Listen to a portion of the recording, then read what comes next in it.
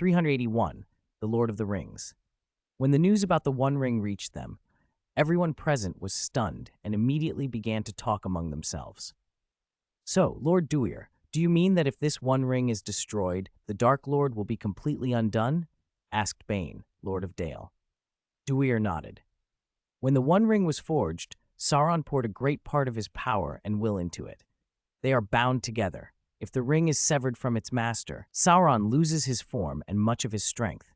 If the ring returns to his hand, he will regain his power, stir up war again, and seek to rule the world.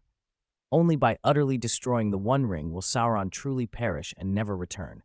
Only then will his shadow no longer threaten Middle-earth. Dewar looked toward Frodo. At his signal, Frodo stepped forward to the central stone table under every eye. He drew the little silver box from his pouch and opened it. Only a shallow film of basilisk venom remained in the bottom, just enough to cover the ring. He used a small dagger to lift the ring free and set it on the stone. The moment the ring appeared, the more sensitive among the elves recoiled as if facing a great serpent. Only Elrond and Galadriel remained where they stood, watching the ring with composed gravity. "Its power has grown stronger," Galadriel whispered, words that carried a second, darker meaning. Elrond, Gandalf, and Dewar understood that not only had the ring's power increased, but its master, Sauron, had grown more dangerous as well. Unshielded, the ring cast out a powerful temptation. It reached first for the ordinary men, Prince Theodred of Rohan and Lord Bane of Dale, whose faces clouded with conflict. Then Boromir, Regent Prince of Gondor, and Grim Beorn of the Anduin Valley began to be drawn in, their eyes glinted with covetousness. Only the strongest-willed, Aragorn, Legolas, and a few others, had not yet fallen, though they were straining every nerve to resist. Perhaps because dwarves are made differently, the ring's seduction registered in Gimli only as a buzzing irritation. Annoyed, he seized his broad axe, roared, and swung hard at the ring on the table. The recoil threw him backward with a thunderous crack. His axe, blended with mithril, shattered, flying apart until only the haft remained. The force cracked the stone table so that it tottered, yet the ring lay untouched, without so much as a scratch. Gimli's outburst snapped everyone to attention.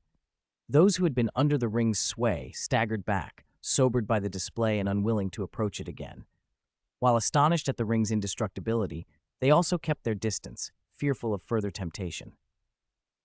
"All right, Frodo, put the ring away," Dewar commanded.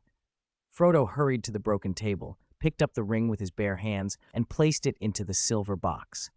Seeing the venom in the box was nearly gone, he took from his pouch the small bottle Dewar had given him and poured the basilisk venom in until the ring was completely submerged. Immediately, the ring's voice and lure fell silent. He closed the box tightly and returned it to his pouch beside the light of Arundel. Everyone watched Frodo handle the ring with his naked hands, and disbelief and astonishment rippled through the hall. They had all felt the ring's pull from a distance, yet this small, unassuming hobbit had touched it and seemed unmoved. Dewar and Gandalf exchanged a knowing look. Dewar raised his voice to gather their attention. "You have all now seen the ring. Its temptation is vast. Even the strongest wills can be broken and made its servants. Only the hobbits possess a resistance to it far beyond that of other races. This is why Frodo Baggins was chosen as its bearer. But the problem is this," Dewar continued. "As time passes, the ring's power grows. Anyone near it can be deluded. The bond between the ring and Sauron will deepen until they can sense one another. Then Sauron will surely try to reclaim the ring at any cost. Then the purpose of this council is to decide what to do with the ring," Dewar said, sweeping his gaze across the assembly. "Speak now." A hush fell, then a low murmur as the leaders considered. Boromir rose. "Professor Dewar, you said earlier that destroying the ring will end the Dark Lord. Is there any way to destroy it for good?" Dewar looked to Gandalf, who answered for him. "The One Ring was forged by Sauron in Mount Doom. It cannot be destroyed by any blade or fire in Middle-earth, not even a dragon's flame. Only in the fires of Mount Doom, where it was made, can it be utterly undone." Hope flared among those who had long suffered Sauron's assaults, Gondor and Rohan above all. Boromir and Theodred both rose at once. "If Mount Doom can destroy the ring, then we should raise an allied host and march on Mordor," Boromir said. Then send a small company with the ring into Mount Doom to cast it away. As long as the ring is destroyed, Rohan will give its full support, Theodred declared. For the peace of Middle-earth, Dale will do its part, Bane said. And the Anduin Valley, Grimbeorn added. And don't forget us, dwarves, Gimli shouted defiantly. We'll storm Mordor, drag the coward from Barad-dûr, and give him a taste of my axe. Groin smacked his son on the back of the head. Fool, you've no axe left to swing. Excitement mounted as more voices declared support for an assault on Mordor. Gandalf, however, dispelled the fervor with a heavy sigh. Mordor is Sauron's seat. His power there will be at its height. The dark will sap our strength, our vitality will ebb. Even if we muster a great host, the losses would be terrible. Worse still, the moment the ring crosses into Mordor, Sauron will sense it. We would be carrying the ring into his hands. Once he takes it, his power will be unstoppable. The hall fell grave. Boromir frowned. Then what do we do? Is there truly no way to destroy the ring? Glorfindel, the Lord of the Golden Flower, spoke up, offering another thought. Perhaps the ring could be taken to the Blessed Realm in the west. There the Valar are mightier than Sauron. With their power, perhaps the ring could be undone. All eyes turned to Glorfindel as his suggestion hung in the air. At Glorfindel's words, a bright hope passed over most faces. If the ring could be sent west to Valinor and given into the hands of the Valar, Sauron might be ended without open war and at the smallest possible cost. Every eye then turned to Galdor, secretary to the shipwright Círdan. Secretary Galdor, when will Lord Círdan return from the west? Someone asked. Círdan had not come to the council. He had put to sea again, carrying another company of elves westward, and had sent his secretary in his stead. Under the weight of their expectation, Galdor answered, By our reckoning, Lord Círdan will be back at the Grey Havens with the spring rains brought on the western winds. The news raised their spirits still higher. Prince Theodred of Rohan spoke with eager hope. There is time enough. We need wait but half a year. Once Círdan's ships are in harbor, we can sail the ring to the Blessed Realm. Then the Dark Lord will never touch it again, someone cried. When the Valar destroy the ring, the Dark Lord himself will fade and Middle-earth will know long peace. Most of those gathered shared the thought. If Sauron could be defeated so cheaply, why refuse? Only Elrond's face was clouded. The plan has one great defect, he warned. How would we carry the ring safely to Valinor? Remember the ring's peril, he said. It tempts every living heart, and the voyage west would last many moons. Months aboard one ship with the ring, who can swear the crew will not succumb? The very journey may fail. His words cooled their ardor, brows knitted around the council. A promising scheme had struck a wall. They had felt the ring's lure so near, moments before they had nearly fallen to it, so to keep it aboard ship for months seemed impossible. Then our only road is still the fires of Mount Doom, someone sighed. That path appeared even grimmer, and none felt sure of success. One false step on the way, and the ring could be snatched back by Sauron. Shipping it west sounded safer, if only they could keep the crew from temptation. As gloom settled, Gandalf exchanged a look with Dewey. Dewey gave a slight nod and rose. My lords, every head turned to him. Delivering the ring safely to Valinor is not impossible, Dewey said. You have seen how its power waned when steeped in venom and how the casket further dulled its peril. I can teach a method, a clumency, that shields the mind. When Círdan returns, we could choose steadfast elven mariners and train them. Kept from direct contact, they may endure the ring's lure and complete the voyage. As bearer I still name Frodo Baggins, Gandalf announced. Let him sail west with the ring and place it into Valoran hands. He will return once the deed is done. What say you? A murmur went round the council. But only elves may go ashore in Valinor. Can a halfling endure the journey? One asked.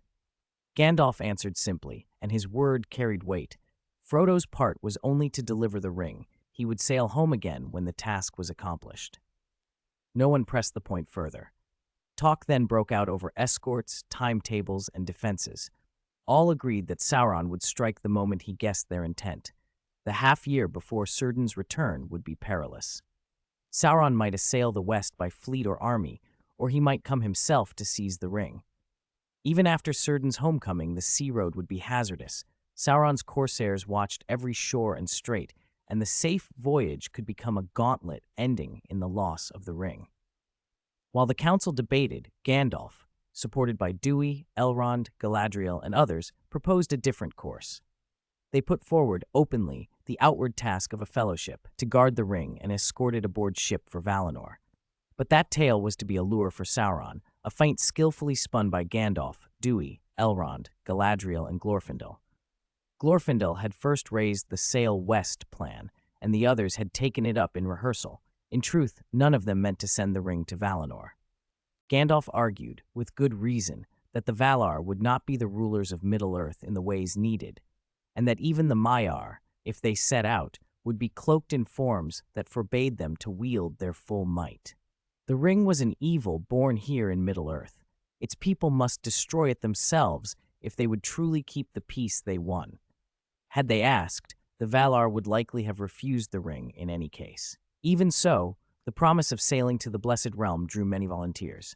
In the end, that desire was turned to another purpose, to bind the free peoples together. 9 companions were chosen. From Rivendell and the line of kings came Aragorn, from Gondor, Boromir, from the Elves, Legolas, from the dwarves, Gimli, and at their heart the ring-bearer, Frodo. Sam, Merry, and Pippin begged to go. At Frodo's pleading they were admitted. Last came Gandalf, and who would lead the fellowship and guide their road. Gandalf had wished Dewey to go with them, but Dewey declined. He must remain at Hogwarts, marshalling strength to aid Rivendell, Lothlorien, Gondor, Rohan, and the Havens against Mordor.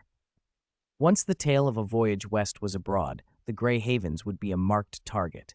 Mordor would strike by land and sea to stop the ring's passage. Any overland assault on the westernmost havens would have to cross Dewey's lands. War was all but certain. Sauron himself might take the field. Empowered by the shadow of Morgoth, the Dark Lord's strength had grown. He might even have regained a body of might. When battle came, it would be grim, and all Middle-earth might feel its tremors. 383. Leak. After the meeting ended, the representatives returned to their territories by the fireplaces. The newly formed Fellowship of the Ring stayed behind in Rivendell, while Gandalf explained the true plan once more. "So we're not taking the ring west to the Undying Lands," Boromir said, astonished. "We're secretly going east into Mordor?" Gandalf nodded. "We lifted the fog to confuse Sauron's sight. The fewer who know the truth, the better. The ring's bond with Sauron grows as it nears him. The closer it gets, the more likely he is to sense it.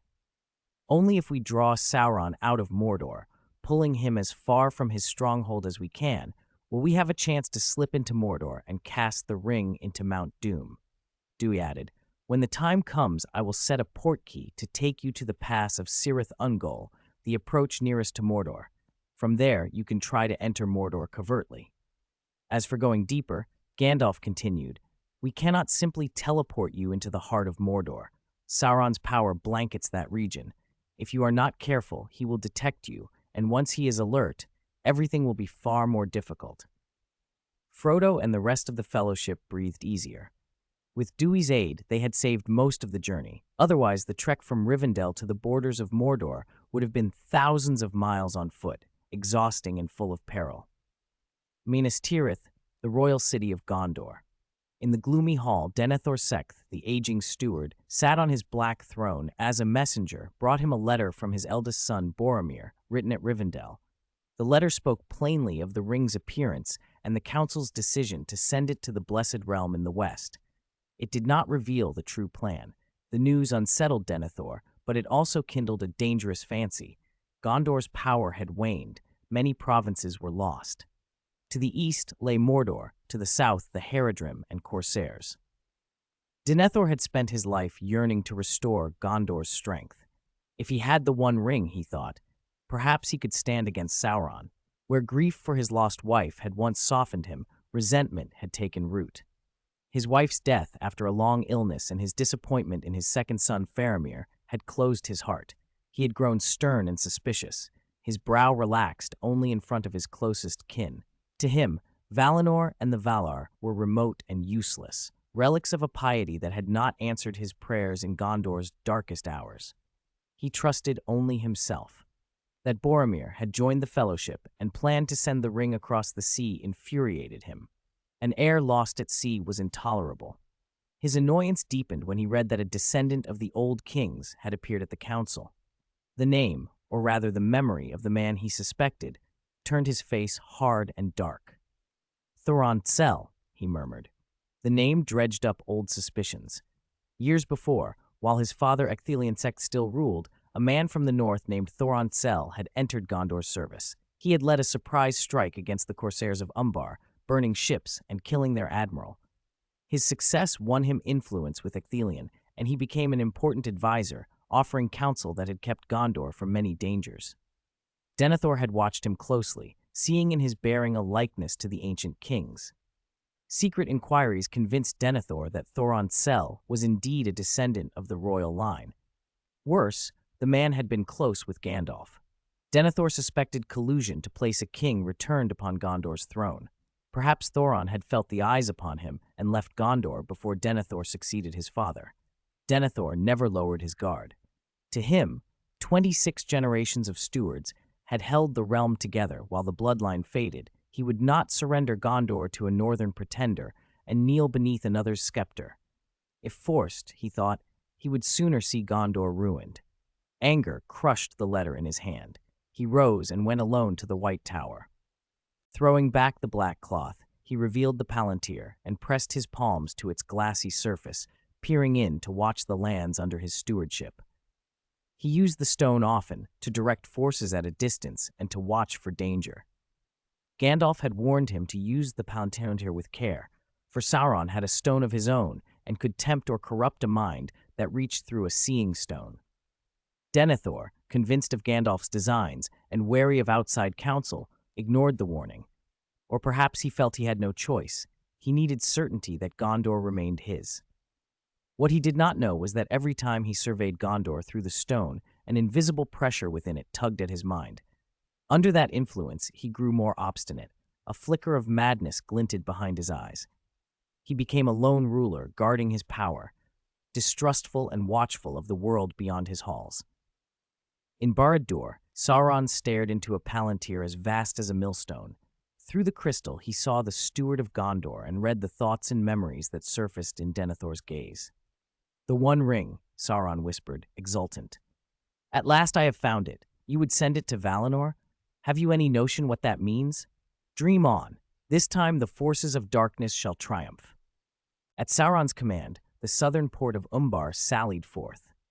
100 large warships, accompanied by countless smaller vessels, left the harbor in grand formation and headed north. The pirate fleet based at Umbar was made up of Haradrim and Black Númenóreans allied with Sauron.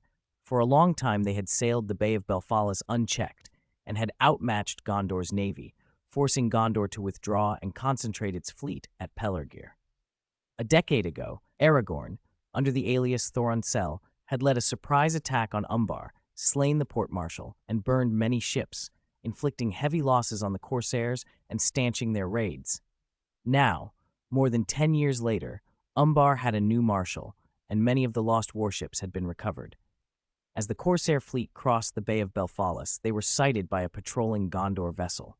The navy went on high alert, convinced Umbar was heading for Gondor. They prepared for a desperate engagement, only for the corsairs to ignore them and continue north. The navy commander at Pelargir, puzzled but relieved, immediately sent the news to the royal city. Regent Denethor II received the report in Minas Tirith with little outward emotion. After a quick look at a map, he told his secretary calmly, "Send word to Rivendell that the corsairs of Umbar are heading north. Have Faramir, first captain of the tower, and the Southern Navy commander prepare for a full defense against an assault from Mordor." The letter reached Elrond in Rivendell quickly. As he read it, his face grew grave. Dewey happened to be beside him and, seeing the change, asked, "Is something wrong, Lord Elrond?" Elrond handed him the letter. Denethor reports that the corsairs have been seen crossing the Bay of Belfalis and sailing north, at least 100 large warships and countless smaller craft. Dewey read carefully, then frowned. The corsairs are Mordor's agents. Their sudden move north must be at Sauron's behest. Lundare in the north has long been abandoned. It cannot be their aim. The only likely objective is the Grey Havens. He met Elrond's eyes. "Sauron evidently already knows our plan." Elrond nodded. He intends to attack the Grey Havens and seal its sea lane to prevent us from sending the ring to Valinor. They had expected Sauron might learn of their plan, indeed, to some extent that had been part of their deception. But the speed of his knowledge was alarming. "We must warn the Grey Havens at once and have them prepare," Dewey said. "Lord Círdan is still at sea. The Havens have no commander present. They must not be lost." Elrond looked worried. Without Círdan, only his secretary Galdor could assume command, and the Corsairs' approach promised a major battle. Elrond wanted to oversee the defense personally, but Rivendell needed him. Dewey understood. "You need not fear, Lord Elrond. I will dispatch 100 elite Aurors to reinforce the Grey Havens. Their intervention should suffice against those pirates." At Dewey's assurance, some of Elrond's tension eased. He trusted the power of Dewey's Aurors. 100 Aurors could easily outmatch ordinary armies. Moreover, the familial tie between Dewey and Elrond, father-in-law and son-in-law, had fostered close relations between Hogwarts and Rivendell. Many elves at Rivendell had learned to wield wands and useful spells, raising their strength above that of other elven communities. Still, Aurors were masters of advanced and dangerous spells, save for the unforgivable curses, which were restricted. Only Dewey's most trusted could be tested and permitted to learn such arts. Hogwarts accepted students of many races and taught common magic broadly, but access to profound and dark lore was reserved for Aurors, professors, and the most trusted. After settling the matter of the Grey Havens, their conversation turned to the Fellowship of the Ring. To mislead Sauron and conceal the true plan to take the ring to Mount Doom, the Fellowship itself could not act in a way that drew suspicion. In fact, they needed to create the appearance that the Fellowship planned to go west to the Grey Havens, so Sauron would be certain the ring was destined for the sea. Accordingly, after deliberation, the Fellowship split into two groups. Frodo, Sam, Aragorn, Legolas, and Gimli formed the secret party and would be transported to Lothlorien via the Vanishing Cabinet. The visible team, Bilbo, Merry, Pippin, Boromir, and Gandalf, would travel visibly toward the Grey Havens to draw attention. Bilbo volunteered to masquerade as his nephew Frodo and join the westward party. The role had initially been offered to Merry or Pippin, but their liveliness made them poor impersonators. So Bilbo, who knew Frodo best, took the part. Bilbo drank Polyjuice potion that had been prepared with a strand of Frodo's hair and transformed into Frodo's likeness. Standing beside the real Frodo, Bilbo was indistinguishable at a glance, save for a more mature demeanor. Even Sam, Merry, and Pippin would not notice without careful inspection. To complete the ruse, Dewey provided Bilbo with a golden ring, fashioned to look identical to the One Ring, and enchanted with Confundus charms and a semblance of dark arts aura, so convincing that anyone not intimately familiar with the true ring would be unable to tell the difference. Thus Bilbo, disguised as Frodo, set out west with Merry, Pippin, Boromir, and Gandalf. Gandalf's presence with the visible party was intended to lend weight to the deception. Following Gandalf's suggestion, the group abandoned the idea of using fireplaces and the Floo network, arguing that the ring could destabilize such travel, and instead chose to travel by Pegasus, whom Elrond had lent them. 385. Attacked on the westward journey. Under the cheers of Rivendell, their Pegasi rose and bore them away. Gandalf and Frodo rode together on one great winged steed, while Boromir shared another with Merry and Pippin. The Pegasi were large enough to carry 2 or 3 adults comfortably, so even with Boromir and the 2 hobbits, the mounts did not seem crowded. Except for a few, Elrond, Dewey, and Glorfindel. Most believed the Frodo before them was the real ring-bearer, and that they were carrying the One Ring to the Grey Havens to sail into the west. A red-eyed crow perched on the lip of the valley watched them go. It gave a harsh caw and flew off toward the misty mountains, unnoticed by the riders high above the trees. Merry and Pippin leaned over the flank of the Pegasus, shouting and whooping as the lands slid away beneath them. Even the usually steady Boromir felt his heart lift. He had ridden in Pegasus-drawn carriages to Hogwarts for the start of term before, but those had always been on the ground. He had never felt a mount rise and cleave the air like this. Caught up in the hobbits' delight, he found himself cheering with them. He knew, too, the true purpose of this outward company, to draw the enemy's eye and buy the other fellowship time. The danger might be grave, but as heir to the regent of Gondor and a man who wanted Sauron's ruin, he had stepped forward willingly. They had scarcely left the valley when Gandalf's smile vanished. He turned, peering toward the horizon behind them, and shouted, "Be on your guard!" Boromir and the hobbits turned and saw it at once, a black cloud sweeping toward them, an endless swarm of blood-sucking bats, tens of thousands of wings beating as one. "Get down! We have no advantage in the sky!" Gandalf cried. He drove his Pegasus into a steep descent. Boromir shouted to Merry and Pippin to hold fast and threw his mount into a near 90-degree plunge. But the bats were swift. They closed in, a living shadow that tore at wings and flesh. The Pegasi panicked and strove to escape. Wounded, flapping and bucking, they threw the riders about. Scratches and shallow bites appeared on Boromir, Merry, and Pippin as they clung on for dear life. Gandalf's mount, too, was under siege. The wizard raised his staff and cast a brightness that formed a shimmering barrier, halting a portion of the swarm. Seeing Boromir and the others struggling, he poured more power through the staff. The light swelled into a wave and knocked back some of the attackers. "Land! Quickly!" he shouted. Boromir fought his panicked horse into something like control and took the chance to set them down. They touched ground before the bats could fall upon them again. Boromir leapt free, dragged Merry and Pippin with him, and drew a longsword in one hand and a wand in the other. His 7 years at Hogwarts had left him no prodigious gift for magic, but he knew his spells well enough. He cast a protego to shield them and swung his blade at any bat that slipped through. The hobbits, still trembling, drew the small daggers Dewey had given them and huddled behind Boromir's ward. Gandalf, keeping Bilbo close, lowered his staff and took up Glamdring. He moved with the old battle rhythm of a wizard knight, slashing to form a net of blade light that shredded bats into tatters. Foul-smelling blood spattered his gray robes, but he continued to drive the swarm back, shielding Bilbo and seeking to join Boromir's place. Soon, the ground around them was littered with dead bats. Still, the swarm pressed on, blood-mad and ravenous. For a moment, it looked as though slaughter would thin them, but then the attackers halted and gathered. They formed a tight, airproof ring and, all together, let loose a sound. One bat's pitch would be no more than a tremor, but tens of thousands of them at once became a battering wave. Boromir, Merry, and Pippin could not hear the screech so much as feel its effect. Pressure pushing in on their chests, lungs burning, skulls split by an invisible hammer.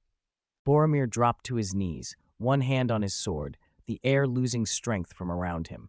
His protego blinked out. Bilbo and the hobbits fell to clutching their heads, groaning. Gandalf's face flushed. He planted both hands on his staff and struck it downward with a roar that rolled like thunder. "Evil, begone!" His voice cut through some of the sonic assault. Light radiating from his staff sent a ripple outward that threw the bats back. "Go! We cannot stay here," he bellowed. He put Bilbo on a Pegasus' back and vaulted up himself, urging his mount westward along the ground. Boromir did not hesitate. He set Merry and Pippin upon their mount, one hobbit on each side, then leapt up and pursued Gandalf. Both Pegasi were winged heirs of great eagles and divine steeds. Though their wings were bloodied and flight was impaired, on land they became bolts of thunder. They tore across the plain, kicking dust, their hooves eating ground as the bats splayed out behind them in a maddened chase. Hours passed in relentless pursuit. Exhaustion weighed on them all. When Gandalf finally squinted and brightened, he urged them onward with a new hope. "Faster! The last bridge is ahead, Hogwarts territory. We'll be safe once we cross it." Hearts lifted at the sight of the ancient span ahead, arching over a river valley west of the Trollshaw. The Pegasi found fresh speed. They cleared the last bridge before the swarm could close, poured on along the Great East Road, and for a moment it seemed they might be free. But the bats were not done. As they prepared for another stand, there came the faint crack of apparition.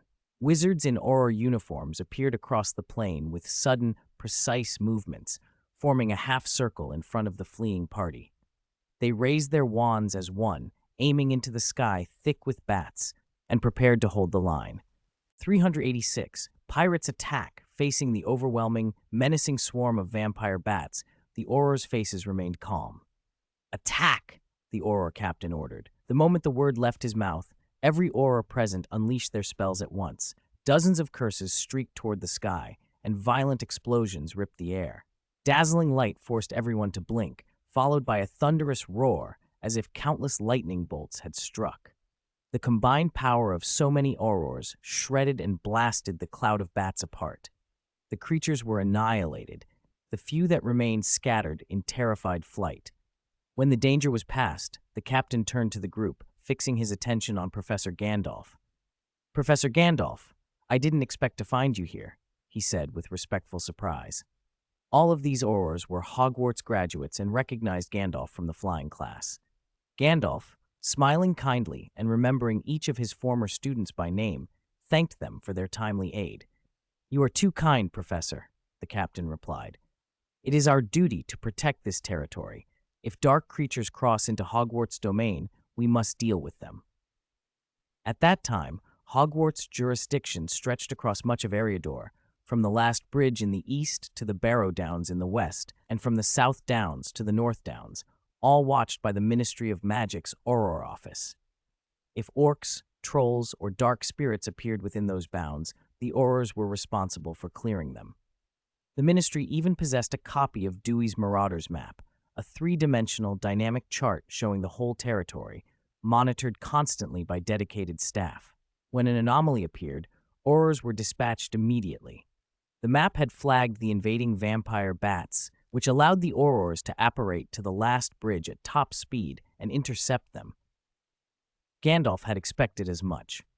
He had led the Fellowship detachment across the last bridge quickly to enter Hogwarts' surveillance zone, using the Aurors' presence to escape the bat threat.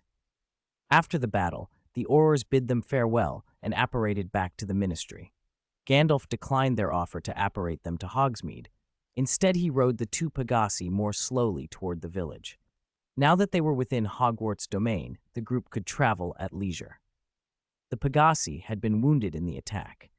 Vampire bats carry a venom in their bites that had caused continuous bleeding. Though Gandalf was able to staunch and close the wounds with basic healing magic, he was not a specialist, and the beast's poison and blood loss had sapped the animal's strength. Unable to fly, the Pegasi could not carry the company further, so they decided to walk west along the main road to Hogsmeade and then visit Dewey at Hogwarts. From the bat attack, Gandalf and the others were also certain Sauron's attention had been drawn to them. The bats and the crows had been Sauron's eyes.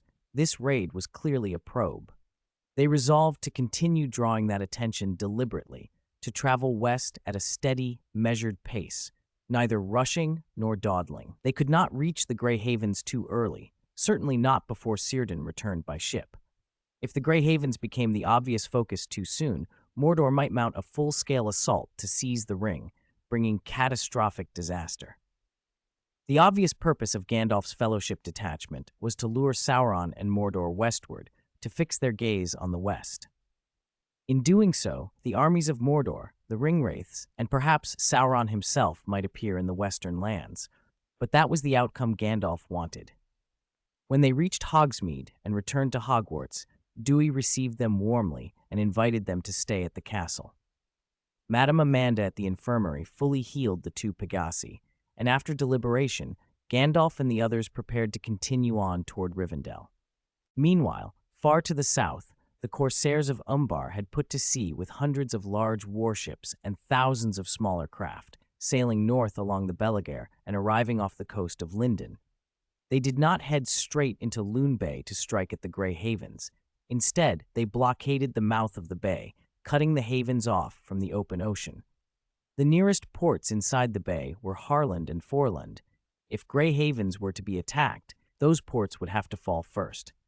The corsairs, however, had grander designs. They divided their fleet into 3 squadrons to strike Harland, Forland, and Grey Havens at once, sealing off escape and supply. Their confidence came from a terrible advantage. Thanks to Orthanc fire, an explosive substance Saruman had devised, their warships were armed with cannons, weapons powerful enough to batter even elven defenses. But the elves were not undefended. The vessels of the elven ports were ironclad steamships, true steam-powered iron ships, with neither oars nor sails, but steaming and whistling as they moved through Loon Bay. These machines were the fruit of the principle of the steam engine that Dewey had revealed to Círdan decades before. The wooden sailing ships of old had been replaced by iron steamers, driven by an eternally burning elven fire as their heat source. No coal, no smoke or soot, and therefore clean and efficient. They were faster and far tougher than wooden hulls. The pirates, for all their cannons, still voyaged in wooden ships. When the corsairs entered Lune Bay's strait, they met the prepared steam fleet. The corsairs had brought tens of thousands of crew, Haradrim, black Númenóreans, even orcs and trolls. The orcs and trolls were mainly laborers, manning oars where needed and heaving the cannons into position. When necessary, they were sent forward as brutal cannon fodder. The port-marshal himself commanded this armada, and under Sauron's orders, his mission was absolute: blockade the sea routes at all costs to prevent the One Ring from reaching the west. Their plan was ruthless. First, destroy the elven ships, then seize the ports as beachheads and use them to invade inland. By coupling this seaborne assault with an eastern advance by Mordor, the corsairs hoped to encircle the west and snatch the ring from any who sought to carry it to Valinor. War broke out. On the surface of Lune Bay, the pirate fleet and the elves faced off. Elven warriors stood on the decks of their steamships, bows in hand. At a command, they loosed a hail of arrows, well-trained shots, true and deadly. After the volley, the forward ranks of pirates toppled with screams and cries. The pirate marshal, enraged, ordered his cannons to smash the elven vessels. To his astonishment, the elven ships were not only built of metal and incredibly sturdy, but also more than twice the speed of the pirate ships. They pulled away with ease, leaving the pirates choking on their wake. The pirate captains could not fathom these hardened steel hulls that neither sank nor slowed. The elven ships had no oars or sails, only strange smokestacks that belched steam and mist. The battle on Lune Bay grew fierce. The elves used the speed and maneuverability of their steamships to dart around the pirate flotilla. The pirates lashed their orc rowers with whips, cursing them to speed up, and raked the fast-moving elven craft with cannon fire. The elves of Lindon were already diminished. Many had sailed for Valinor, so across the Grey Havens, Harland and Forland, only a few thousand elves remained, and only a few hundred ships. Against a pirate fleet of more than 1,000 ships and tens of thousands of men, the disparity was overwhelming. Even with their speed, the elven steamships could not avoid being encircled. Cannonballs began to bite into their hulls. The once exquisite plates and fittings grew tattered and precarious. The pirates bled as well. Their wooden hulls were set alight by elven fire arrows. Ships burned and jutted plumes of smoke. Men leapt overboard to escape the flames, only to be struck down by elven archers or dragged under by something hungrier beneath the waves. The corsairs had brought with them enormous, corrupted sea beasts, giant sharks as long as 20 to 30 meters, twisted by Sauron's power and fed on corpses by the corsairs of Umbar. These monstrous sharks attacked ships from below and devoured anything thrown into the water. They made no distinction between friend and foe. Pirate or elf who went overboard was at equal risk of being swallowed whole. The elves found themselves beset above and below. Just as their warships teetered on the brink of being overwhelmed, cracking sounds ran through the air and figures appeared on both elven and pirate decks. The Aurors had arrived, 100 of them.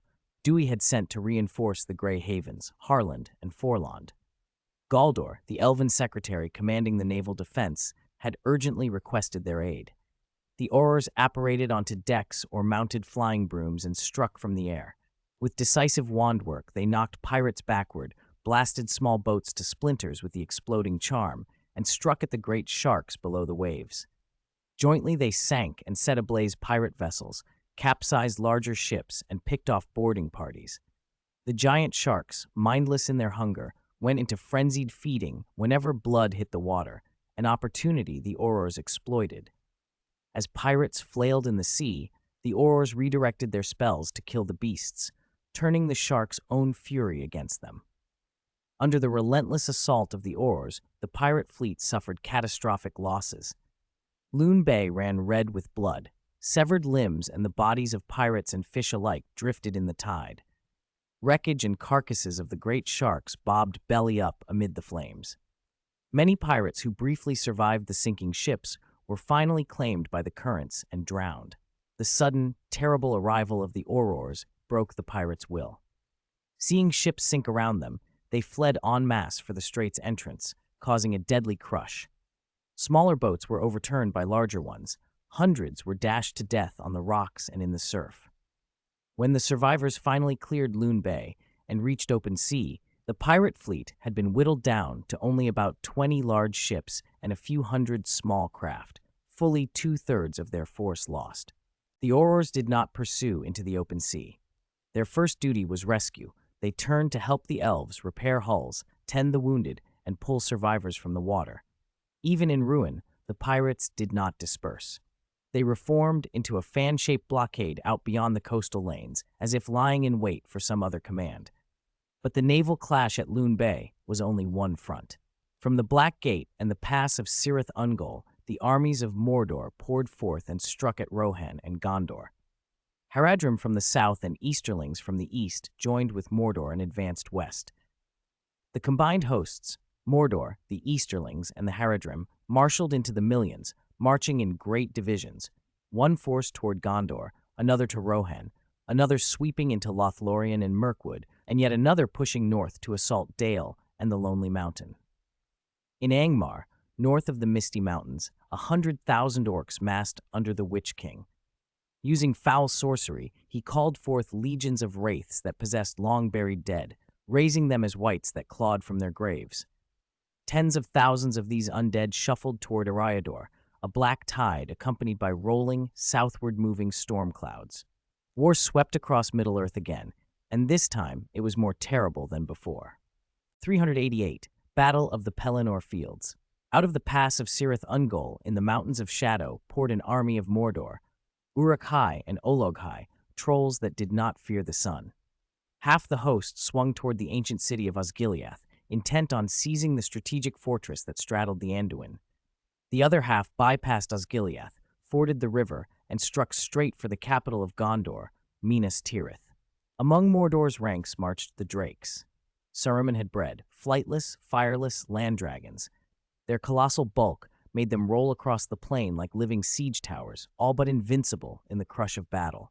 Defiled by Sauron's malice, fed on filth and filled with evil, they had become true monstrosities, abominations of scale and hate.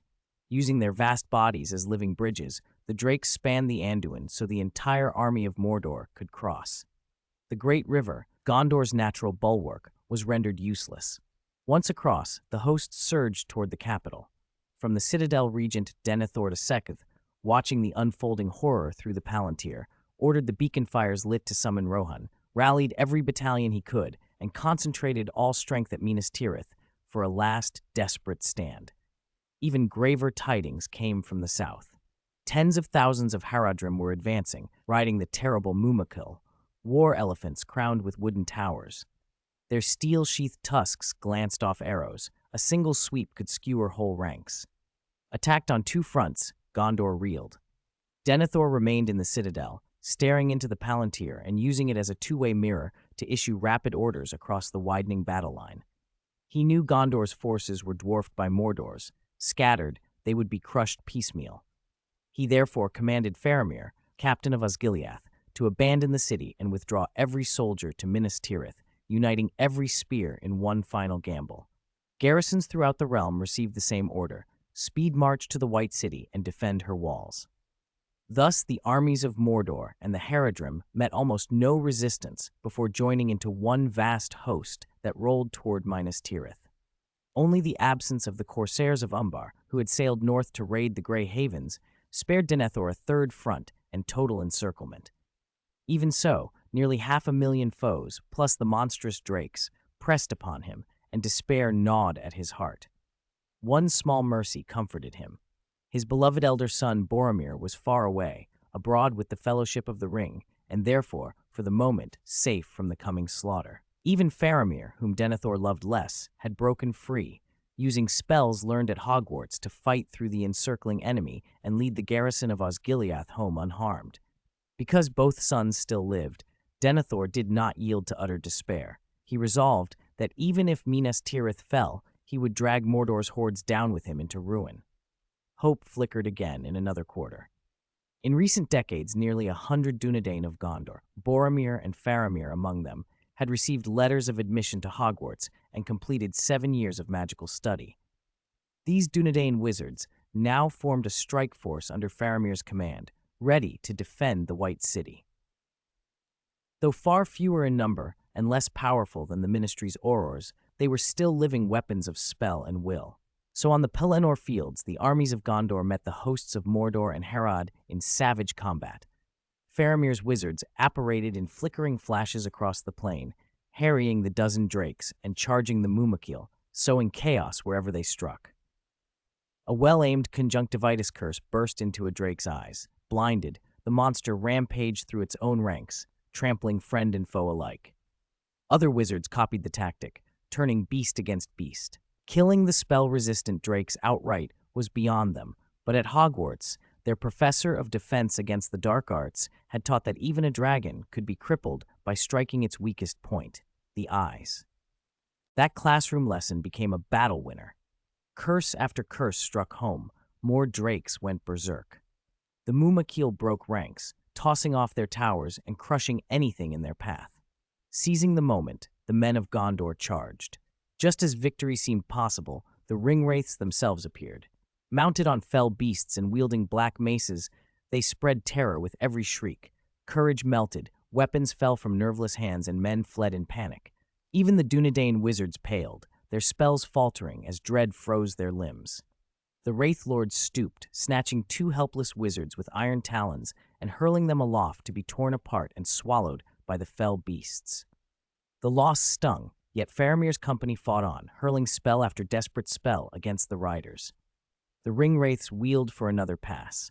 Stronger than before, they exuded an aura of winter and despair. Where they flew, hope withered. Warriors dropped their swords and sank to their knees. Summoning every shred of will, Faramir brandished his wand and cried a spell. A silver-white aurochs Patronus burst into being. Its cold radiance blunted the terror, letting men breathe again. The mighty beast lowered its horns and charged the nearest ringwraith. With a cold laugh, the wraith's eyes flared red. Black mist coalesced into a cursed arrow of ruin and shot the Patronus through the heart. The Guardian bellowed in soundless agony as darkness devoured its light, then shattered into fading motes of silver. 389. The Arrival of the Guard. Just as the Patronus dissolved, Faramir apparated onto the back of a fell beast. He swept his wand in one hand, throwing a repelling charm at the ringwraith. With the other he drew a longsword and, with a single clean stroke, severed the fell beast's thin neck. The creature's head came away. The fell beast, its rider, and Faramir all plummeted toward the ground. Faramir gave the enraged ringwraith an ironic smile, and vanished by apparition at the last instant. The ringwraith, now riderless, fell headlong but suffered no visible injury. Its eyes burned a malignant red as it fixed its gaze on Faramir and the other wizards with murderous intent. It swung its massive warhammer. Shield charms cast by the Dunedain wizards shattered beneath that blow. The wizards were hurled away, scattered, and grievously hurt. Though it no longer flew, the ringwraith remained terrifyingly powerful. One by one, members of the wizard assault team fell beneath its blows. Their spells did little. They were not enough to threaten it. Bolstered by the ringwraith's presence, the forces of Mordor and the Haradrim reformed and pressed the Gondorian lines. When Faramir himself was struck by the ringwraith's warhammer and gravely wounded, Denethor II, standing at the highest point of the city, could no longer remain passive. His second son had never been the object of his father's pride, but he was still his son. Denethor ordered the herald to sound the horn and the troops to retire into the city. At the signal, Gondor's army fell back. The wizard assault team, still entangled with the ringwraith, apparated into the city with the badly wounded Faramir. Seeing his son covered in blood, chest crushed, and breathing faint, even the cold regent trembled. He reached out as if to touch him, but could not bring himself to. "Father, will you be proud of me?" Faramir asked weakly, spitting blood. Denethor's lips quivered, emotion flickered across his face. Sorrow, guilt, regret, and his once rigid bearing slumped. Faramir, however, did not wait for an answer and slipped into unconsciousness. Denethor's body shook. He believed his son to be dead. "Faramir," My son, dead, he cried. No, your grace, he is gravely wounded and unconscious. He will recover if given a potion, a voice called from behind. Denethor spun. On seeing the speaker, he hardened again, reverting to suspicion and hauteur. Aragorn, why are you here? Come to seize my stewardship in this hour of ruin. You will be disappointed. Gondor will not fall into your hands. Aragorn said nothing to the accusation. He knelt beside Faramir, drew a vial from his cloak, and without hesitation, tipped the potion to the wounded man's lips. What are you doing to my son? Denethor snapped, moving to shield Faramir as best he could, eyes full of distrust. This is a healing potion Lord Dwyer entrusted to us, Aragorn answered calmly. It can save him. His injuries are severe and require immediate care. Please allow me to treat him, your grace. Denethor's distrust of Aragorn ran deep. He suspected ambition where there was none, and eyed the offered potion with narrow doubt. Legolas and Gimli, standing with Aragorn, exchanged worried looks. Gimli's temper flared. Ungrateful, he muttered. If they doubt him, let them. Let the brat die. His own father won't save him, so why should we? Legolas, reserved though he was, could not abide seeing a life slip away. His life is ebbing, he warned. If we delay, he will die. We cannot wait. At that, Aragorn ceased arguing and administered the potion. Denethor made to stop him, but seemed suddenly rooted in place, helpless as Aragorn worked. The potion took effect at once. Faramir's wounds began to knit, the caved-in breast restored itself, and his shallow, failing breath strengthened. Finally, he opened his eyes. Where moments before he had expected to die, he now felt the miracle of being healed. He looked up at Aragorn with gratitude. Thank you. You saved my life. Aragorn shook his head gently. You should thank Lord Dwyer. The potion was his. Before their departure, Dwyer had supplied them with powerful, high-grade life potions for just such emergencies.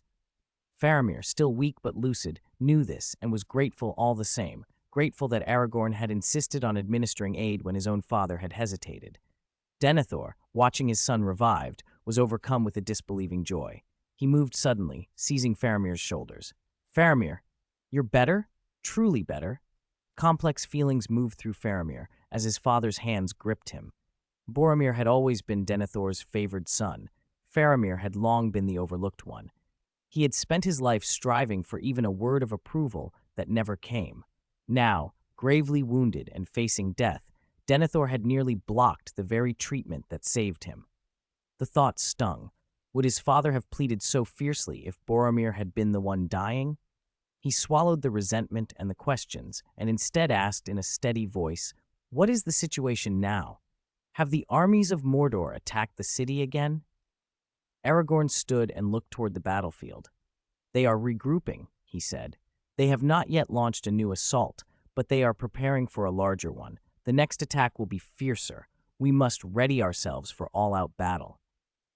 390. Fulfilling the Oath. With Faramir's wounds mending, everyone's attention turned again to the armies of Mordor beyond the walls. Across the endless plain, the dense ranks of Mordor and Haradrim stretched to the horizon, while trolls and mammoths hauled colossal siege engines forward, ready to batter at Minas Tirith. After Faramir slew its fell beast, the Ringwraith had taken a new mount, a dragon of shadow, and now glared at the city with absolute certainty of victory. On the citadel's highest tier stood Denethor II, Faramir and their allies, Aragorn, Legolas, and Gimli. All were grim-faced as they surveyed the enemy host. Denethor, as ever mistrustful of Aragorn, nevertheless looked to him with desperation. Faramir had no such doubts and asked, Though we have mustered Gondor's strength early, we are outnumbered. We can hold perhaps a week. Beyond you, is there any other aid? Aragorn shook his head and delivered the grim tidings. Mordor has emptied its vaults. Besides the host before you, other armies strike Rohan, Lothlorien, the Woodland Realm, Dale, and Erebor. Every realm is at war. None can spare forces. Denethor's face went ashen. Is this truly the end of Gondor? Faramir's spirit sank, then brightened. What of Hogwarts? Can't Principal Dwyer send help? To Faramir, Hogwarts outshone Gondor itself. The enigmatic might of Principal Dwyer, tens of thousands of wizards, and the Ministry's elite Aurors. A single contingent of Aurors might tip the balance. But Aragorn shook his head. Hogwarts itself is beset. The Witch King of Angmar leads an orc host, summons wights with fell sorcery, and marches toward Hogwarts and Rivendell. Others are already mustering for war. Lindon and the Grey Havens must be defended from the corsairs of Umbar. Still, Duir and Elrond know Gondor's plight. When they received the regent's plea, they sent us 3. Aid? Ha! 3 of you? Denethor laughed, wild and scornful. Have you come to die with us? Or can you conjure an army to sweep those fields? Gimli, like a coiled hammer, bristled. Watch your tongue, old man, he growled, brandishing a fresh axe. 3 are enough. I'll lop heads till none remain. Legolas, quieter, held the dwarf back out of respect for the regent. He kept his temper and instead touched the longbow on his back, Duir's gift, its alchemical limbs forming bolts of light that never missed and burst on impact. It was like a wand shaped into a bow, etched with a permanent blasting curse. As long as its wielder's magic held, its arrows flew true. With that bow, Legolas's skill was magnified. Even a wand paled beside it. Aragorn answered, Regent, Duir and Elrond know 3 are few. They bid us seek greater help. Bring those allies here, and Gondor may yet stand. Allies? Who? Faramir asked eagerly. Denethor stared, incredulous. What power remained unengaged? The Dark Door in the White Mountains, Aragorn replied. Duir bade me go there. Aid awaits. The name of the Dark Door stole the air from the men's lungs. The White Mountains lay between Gondor and Rohan, and that cursed gate was a thing of legend. Behind it dwelt the dead. None who entered returned. The paths of the dead had taken countless souls. Their bones lent the place a fearsome name. Aragorn's proposal was madness, suicide, Denethor thought. He himself had once dared a palantir and seen mountains of skulls and specters. He had not looked upon that land again. Aragorn read their dread and offered no comfort. He declined Legolas and Gimli's company, and without more words, apparated away, leaving them to defend Minas Tirith. The city's rear pressed against the White Mountains. The Dark Door lay nearby. In several swift apparitions, he reached the valley of the Morthond, approaching from the southern side, opposite Duir's northern path. He came at last to the cavern where the dead assembled. The scent of living flesh woke them. Skeletons shifted, and the air grew heavy with cold dread. Who disturbs our rest? Leave your corpse to rot with us, a hollow chorus intoned. A crowned wraith with eyes like green flame regarded him. Specters closed in, a tide of shadow. With his sword drawn, Aragorn answered, I am Aragorn, son of Arathorn, heir of Isildur. By Duir of Hogwarts I come to claim the oath you swore. 391. Contest. When Aragorn spoke, the Ghost King, who had been about to strike, froze. Duir? Were you sent by Duir? In an instant he was before Aragorn, his hollow skull face turned to him, the green fire in his sockets flickering with an eerie light.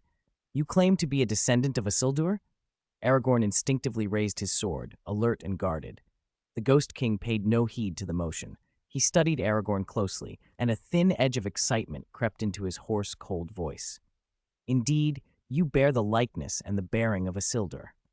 His gaze dropped to the sword at Aragorn's hip. The green fire in his eyes flared brighter. Is that Narsil? Was it not broken? Narsil has been reforged. It is now called Andúril, Flame of the West, Aragorn replied without hesitation. The Ghost King was stunned, then elated. Narsil was the rightful symbol of Gondor's throne. Aragorn possessing it proved him a direct descendant of Isildur. Hope for their release had finally arrived. It seemed the wizard Duir had kept his word and found a way to free them. Though inwardly thrilled, the Ghost King showed little outward emotion. His voice remained chill and hoarse. Aragorn, descendant of Isildur, the wizard Duir must have spoken to you. State your demand. Swear an oath before the Stone of Erech that you will release us when the task is done, and we will serve you. Aragorn nodded at once. I swear it. Gondor is besieged by the armies of Mordor. If you bring your force to aid us and fulfill the oath made to our ancestor Isildur, you will be freed and may find your rest. Then it is agreed. No long after Aragorn left the royal city, Mordor's armies renewed their assault. Outside the city, vast trolls hauled siege engines up against the walls, while countless catapults hurled boulders into the royal city, smashing gaps in the defenses and crushing soldiers beneath the rubble. Inside the walls, cries and alarms never ceased. Still, Gondor's defenders held their ground. Soldiers manned the battlements, replying with their own catapults to shatter enemy engines and sending volley after volley of arrows at Mordor troops below. Regent Denethor II remained in the palace, keeping the spirits of the soldiers and citizens steady. He had less hope than most and harbored doubts about Aragorn's trip to the land of the dead, but because both his sons were alive, he had not slipped into the madness of the other timeline. He had resolved to fight on to the end, to live and die with Gondor. Faramir, healed of his wounds, once again led the wizard assault squad and other Gondorian contingents out of the city to meet the invaders. Legolas and Gimli rode with him. On the plain before the gate, the armies met in fresh, brutal combat. "Hey, pointy ears, let's see which of us kills more," Gimli roared, swinging his long axe and cleaving the legs from a charging Uruk-hai. Legolas's competitive spark lit. "Very well." Gimli grinned and finished the struggling Uruk-hai with a single swing. "One." Legolas, dancing lightly aside from an incoming shaft, drew a short dagger and sent it spinning back toward its source. It struck an Uruk-hai through the eye, and the creature collapsed. "One for me as well." Gimli charged into a cluster of enemies, axe flashing. Despite being half the height of his foes, his strength and speed were deadly. He aimed low, cutting legs from beneath Uruk-hai, then beheaded them as they fell. 2, 3, 4, he counted loudly as he hacked and hewed. Legolas's blades moved like a blur. 2 short daggers flickered in his hands. Elegant, precise, they reaped lives with an artistry that made the slaughter almost beautiful. Then he saw a wyvern charging straight into the ranks. If it reached the Gondorian lines, it would wreak havoc. Dropping his rivalry for the moment, Legolas took his longbow from his back and called the magic in him into the string. A light arrow condensed and shot forth at incredible speed, striking one of the wyvern's eyes. There was a terrible, explosive blast. Its eye and the flank of its head were torn away. The beast howled, crippled, flailing. Soldiers nearby were crushed or swept aside by the thrashing tail.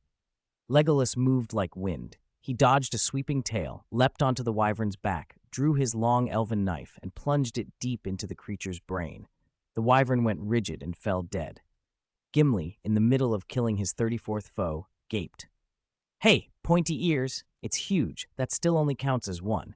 Legolas ignored the jibe. From the wyvern's head, he loosed volley after volley of light arrows into the Mordor ranks below, each shot slashing down enemies. 21, 22, 23, he muttered as his arrows reaped lives. Then, with a single knocking, 3 light arrows appeared on the string and flew, felling 3 Uruk-hai at once. Gimli stared, baffled and annoyed. "Not fair! How am I supposed to compete when you have a divine weapon?" Legolas' gaze, however, had shifted far beyond the plain. He saw ringwraiths riding other wyverns, bearing down through the smoke, their eyes burned red with malice. He drew another light arrow, pouring his strongest power into it. The arrow flashed brilliantly through the air, but as it struck, it was met and deflected by one of the ringwraith's maces. There was a thunderous clash. The wyvern beneath the rider was wounded, but the wraith himself remained unharmed. The ringwraiths sneered, their voices like grinding iron. "Elf, your magic has no hold on us," they intoned in the black speech. They drove their frenzied wyverns at Legolas. The beasts reared, aiming to rend him from the air.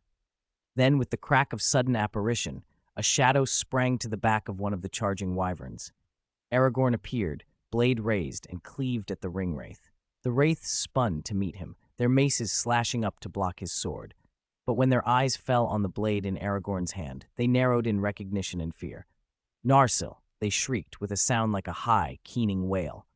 At that cry they recoiled, dissolving into black mist and fleeing in terror. The ringwraiths still remembered Narsil with dread. The very blade that had once felled Sauron was a holy thing, immense in power to break and banish evil. Even in shards, it had stripped Sauron of his might and grievously wounded him.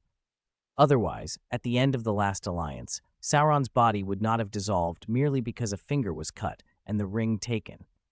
Narsil was not only a bane to Sauron, but a mortal threat to the ringwraiths themselves.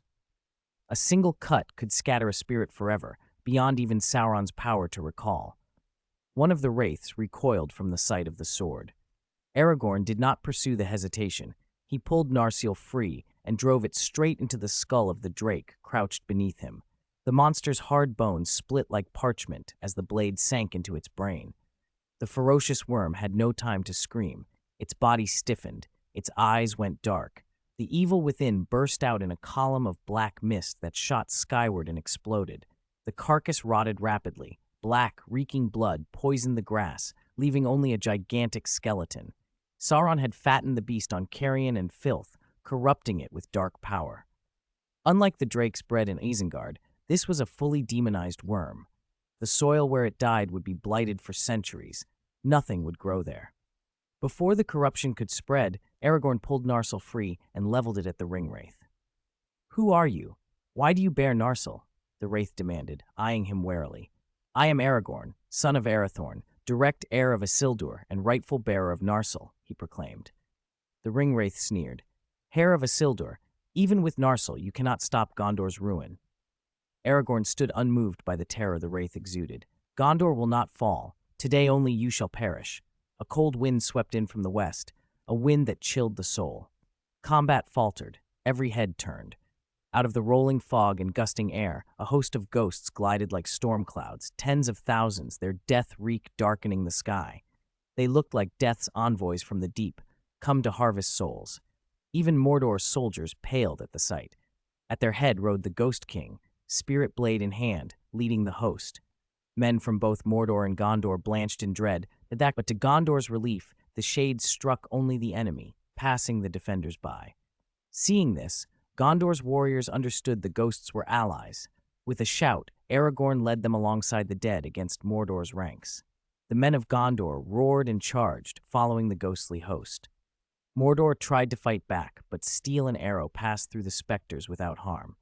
Conversely, every blow of the ghosts was lethal. Though no wounds showed, Mordor's soldiers fell lifeless. Drakes and Mumakil were swarmed by shades. After thrashing and trumpeting, they collapsed. Even the evil spirits within the beasts were torn out and shredded. Between the ghosts and Gondor's onslaught, Mordor's army reeled and broke, unable to withstand such foes. Panic spread, then a wholesale rout. Enraged and shaken, the ringwraith sought to strike the Ghost King.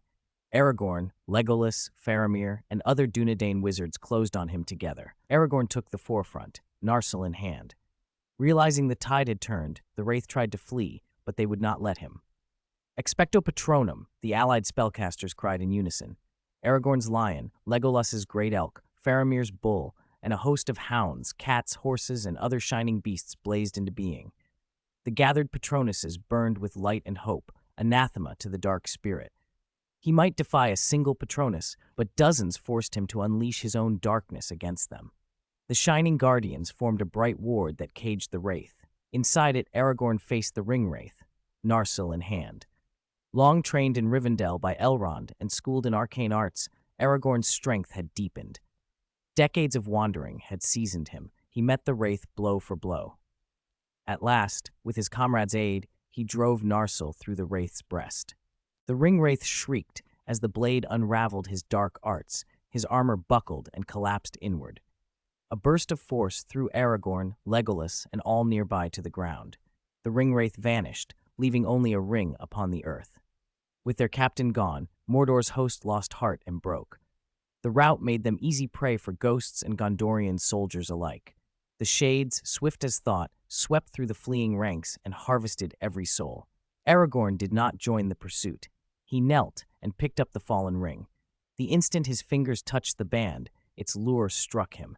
By sheer force of will he resisted, wrapped the ring in black cloth, and stowed it in his pouch to deliver later to Elrond. When the last foe fell, Minas Tirith and the plain rang with thunderous cheers. All hailed the victory. The people of Gondor, who had only moments before resigned themselves to doom, watched ruin turn to triumph. Not only had Minas Tirith been saved, the invading host was annihilated. The credit, many agreed, belonged to the ghost host. Soldiers and citizens alike gazed at the shades with awe and gratitude. The dead gathered before Aragorn. With heartfelt thanks, he addressed the Ghost King and his host. "You have saved Gondor. You are free." When those last words were spoken, relief and joy washed across the faces of the King of the Dead and his army. A breeze ran through them, and the army of the dead dissolved like smoke, vanishing for good. Soldiers and common folk of Gondor turned to Aragorn with reverence. They knew this ranger had summoned the dead and saved Gondor and their lives. "Aragorn! Aragorn!" they cried, Faramir among them. Only Denethor Sec, regent of Gondor, standing atop the highest point of the White City, watched Aragorn, surrounded by cheering troops beyond the walls, with a dark, defeated expression. While Gondor fought its war, Rohan was locked in combat with the armies of Mordor. The moment the enemy crossed Rohan's border, King Theoden led the Rohirrim to meet them and sent his son Theodred through a fireplace to Hogwarts for aid. Rohan's strength was far less than Gondor's, and the invading host was the largest in history, led by a ringwraith and backed by a legion of dragons. Facing such numbers, Rohan had little hope it could hold alone, so it begged for help. Rohan's western border touched Isengard. If Rohan fell, the armies of Mordor could surge straight through and threaten Isengard itself. Dewey would not stand idle. When Prince Theodred asked for aid, he agreed at once. But unlike Gondor, where a token force might suffice because Aragorn could call the dead, Rohan had no such hope. Without Hogwarts' help, the kingdom might perish. Dewey did not send Hogwarts students and staff en masse. Instead, he ordered 10,000 black barbarian warriors from the Gap of Rohan to march to Rohan's defense, and dispatched 100 dragon-handling wizards from the dragon farm near Isengard, supported by 10 fire dragons. The handlers dealt with dangerous dragons daily and were the equal of any Auror. Unlike the untamable, foul-tempered dragons that often ended up as potion ingredients, these trained beasts were partners to their handlers and guarded the farm. Even Gringotts leased them to protect its underground vaults.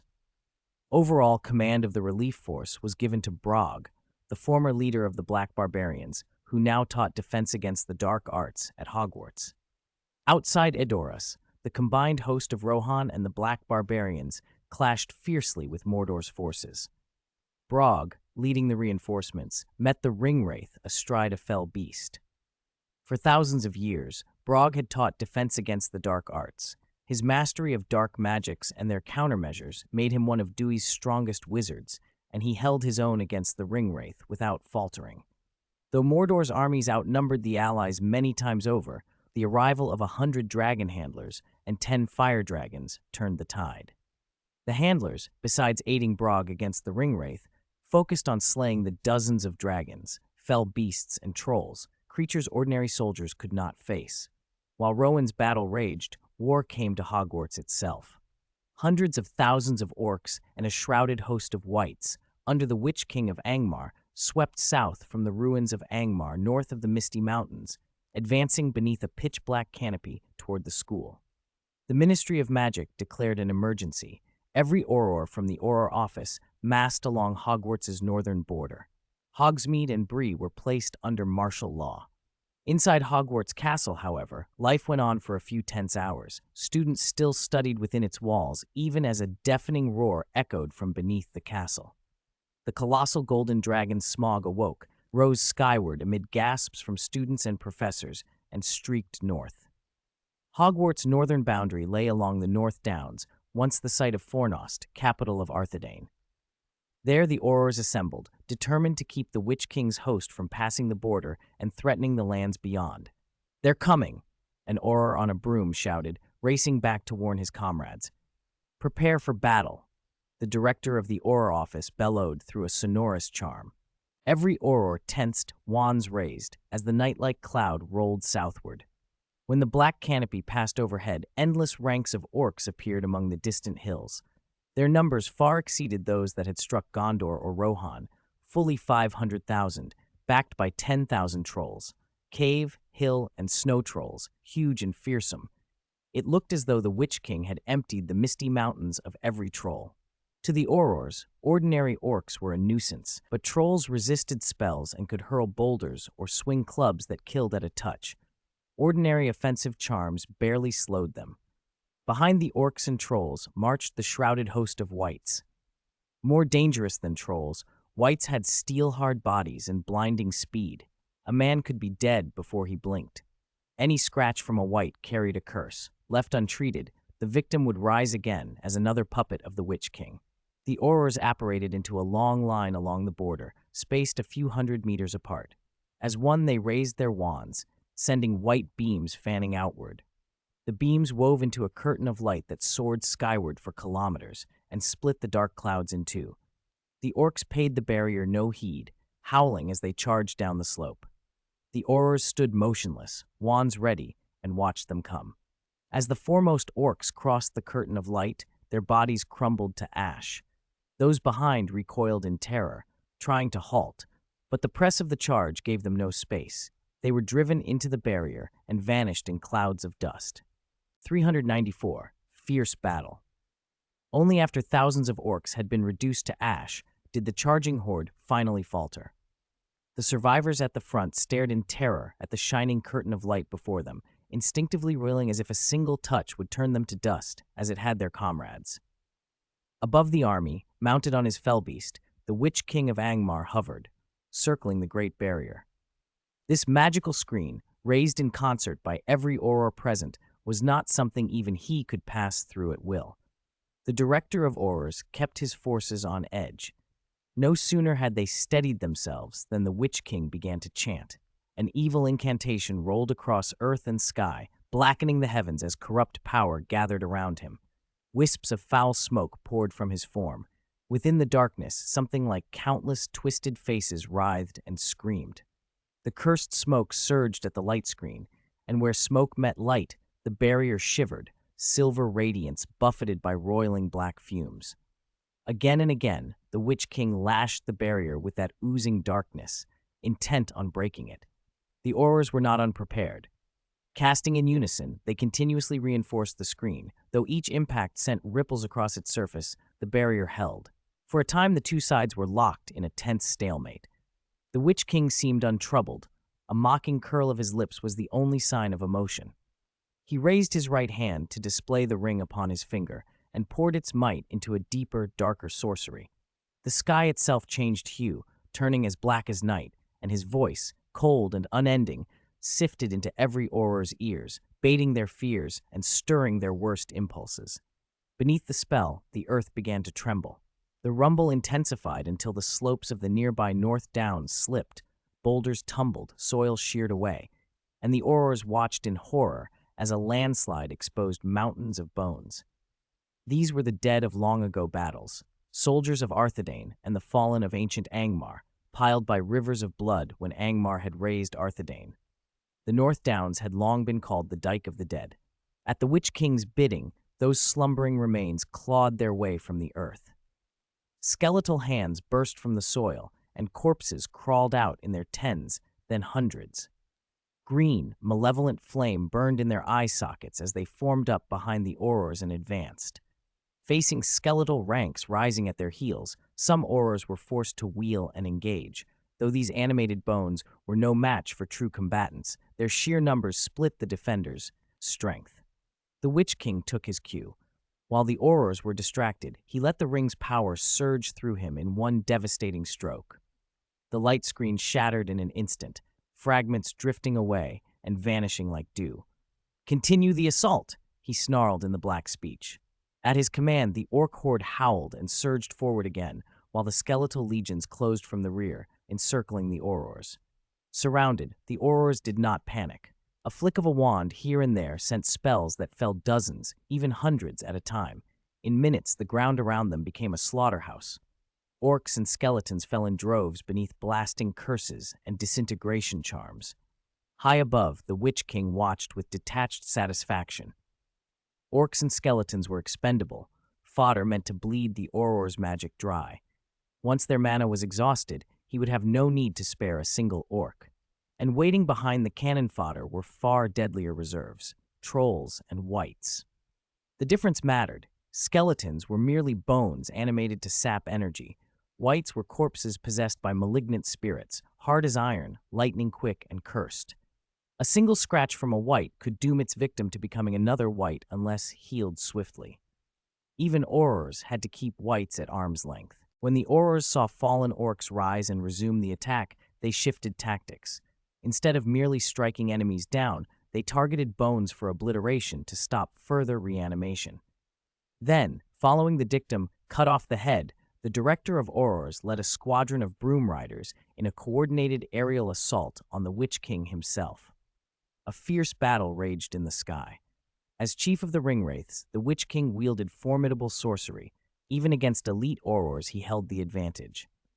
Most of their ordinary spells, blasting curses, disintegration charms, had no effect. The Witch King was more spirit than flesh. Physical attacks were meaningless, and much magic slid off like rain from stone. Only light magic could truly counter such darkness. The Aurors adapted. They abandoned their usual offensive charms and cast the Patronus charm, conjuring a host of shining animal Patronuses to swarm and harry the Witch King. Though the Patronuses could not wound him, their presence imposed a constraining force. With luminous beasts swirling around him, the Witch King was checked, and the fight reached another reluctant equilibrium. Then a dragon's roar split the air. The Witch King's eyes flickered with something like fear. The Aurors' faces lit up with hope. "Smaug is here!" they cried. Smaug arrived with terrifying speed. In moments, he loomed over the battlefield. A colossal form, well over 1,000 feet long, wings blotting the sky, each beat whipping storms across the plain. His chest glowed like a furnace as he drew breath and unleashed a torrent of searing dragonfire. The heat was such that even the hardest steel would have liquefied. Orcs and wights caught in that first blast were gone before they could scream, charred to cinders in an instant. Smaug avoided the direction where the Aurors were and burned recklessly into the Angmar ranks below. For a few heartbeats, rivers of flame ran unchecked through the enemy army. Screams and wails rose and vanished with the smoke. Then the dragon fixed on the Witch King of Angmar, who was being harried by the Aurors, and charged. Flame coiled in Smaug's throat. The Aurors, without needing to be told twice, apparated out of the dragon's path. Smaug, unrestrained now, spat a blast at the Witch King.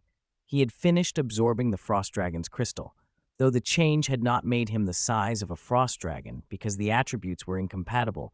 The heat and destructive force of his breath had climbed to the level of an ancient fire dragon. The flame that poured from him could threaten a ring of power. The Witch King dodged without hesitation. He flashed away from his fell beast, which could not evade and was caught in Smaug's conflagration. The mount became a flaming carcass, shrieking as it beat the air before plunging to the ground and crushing orcs beneath it. Smaug, having missed his true target, pursued the landed Witch King. Without his mount, the Witch King could not match the speed of a flying dragon. He was soon overtaken. Flames already flickered in Smaug's jaws when the Witch King cried out, "Master, save me!" At those words, the sky snapped shut. Darkness fell like a hand. The battlefield hushed as if time itself had stilled. A suffocating, gravity-less dread washed over everyone, an emptiness that erased hope and courage. Then a chorus of voices rose in that stillness. A silent, soul-piercing chorus, seductive and terrible. Smaug halted mid-pursuit. His relaxed air hardened, his scales bristled, his whole body tensely ready for a deadly foe. The Aurors felt the same invisible weight, struggling as the bewitching sound preyed on them. A moment passed, perhaps a second, perhaps an age, when the sky tore. A vertical rift yawed open like a terrible eye, absolute blackness pooling within it. From the void stepped a figure bristling with menace, a hideous spiked helmet, black armor wreathed in smoke and flame, an immense presence that radiated oppression. Burning eyes burned from the helm. Sauron. Smaug's voice, when it came, was gravely solemn. The being before him wore flesh and armor and an aura that made the dragon recoil. Smaug gathered the last of his heat and loosed his hottest breath. Sauron did not dodge. He walked through the air toward the dragon. The flames collapsed against an invisible barrier and died.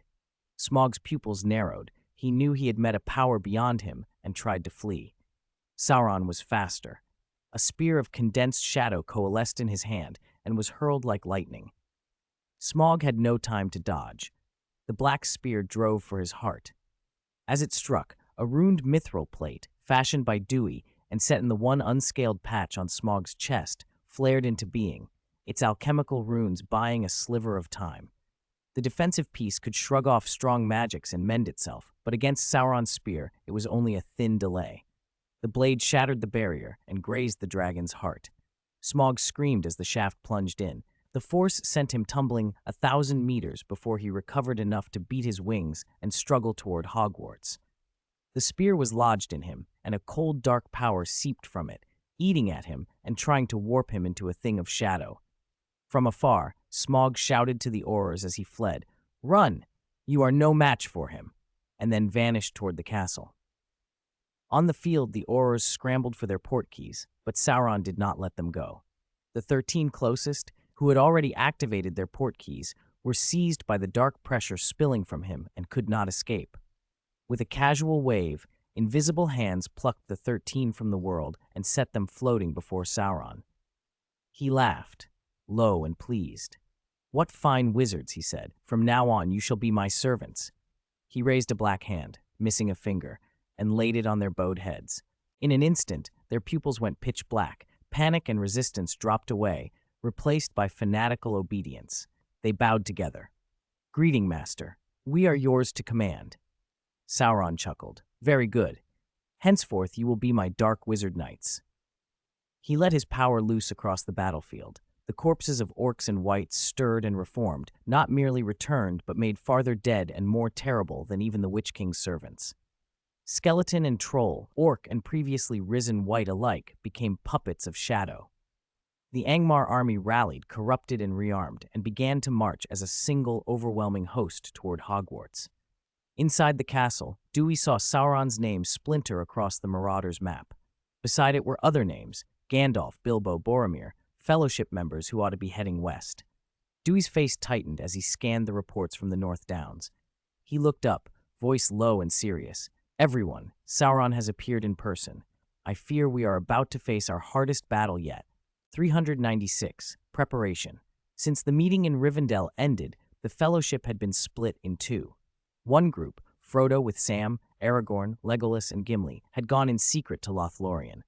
While they waited there for the right moment to move on toward Mordor, Aragorn, Legolas, and Gimli would soon ride ahead to Gondor to join the fight. The other party, led by Gandalf and including Bilbo, disguised as Frodo, Merry, Pippin, and Boromir, served as the outward Fellowship. They traveled west openly to draw Sauron's eye. Gandalf and his companions had come from Rivendell to Hogsmeade, and because the great ship for the west had not returned and the Grey Havens were under attack by the Corsairs of Umbar, they were staying temporarily at Hogwarts. In the headmaster's office, the Marauders' map showed Sauron and his forces moving swiftly toward the school. Dewey and Gandalf wore sober faces. They had long foreseen this. Indeed, procuring just such a diversion had been a part of their plan. Yet when Sauron actually appeared, both felt the full weight of the threat. He seemed restored to his former height of power and possessed a physical form. That power was a grave challenge for them both. "Now that Sauron has reached Eriador," Gandalf said, "Frodo and the others can make their move. We must hold Sauron off and buy them time." Dewey nodded. "And his strength is such that the two of us together may not suffice. We must summon more aid." He produced the two-sided mirror and spoke into it.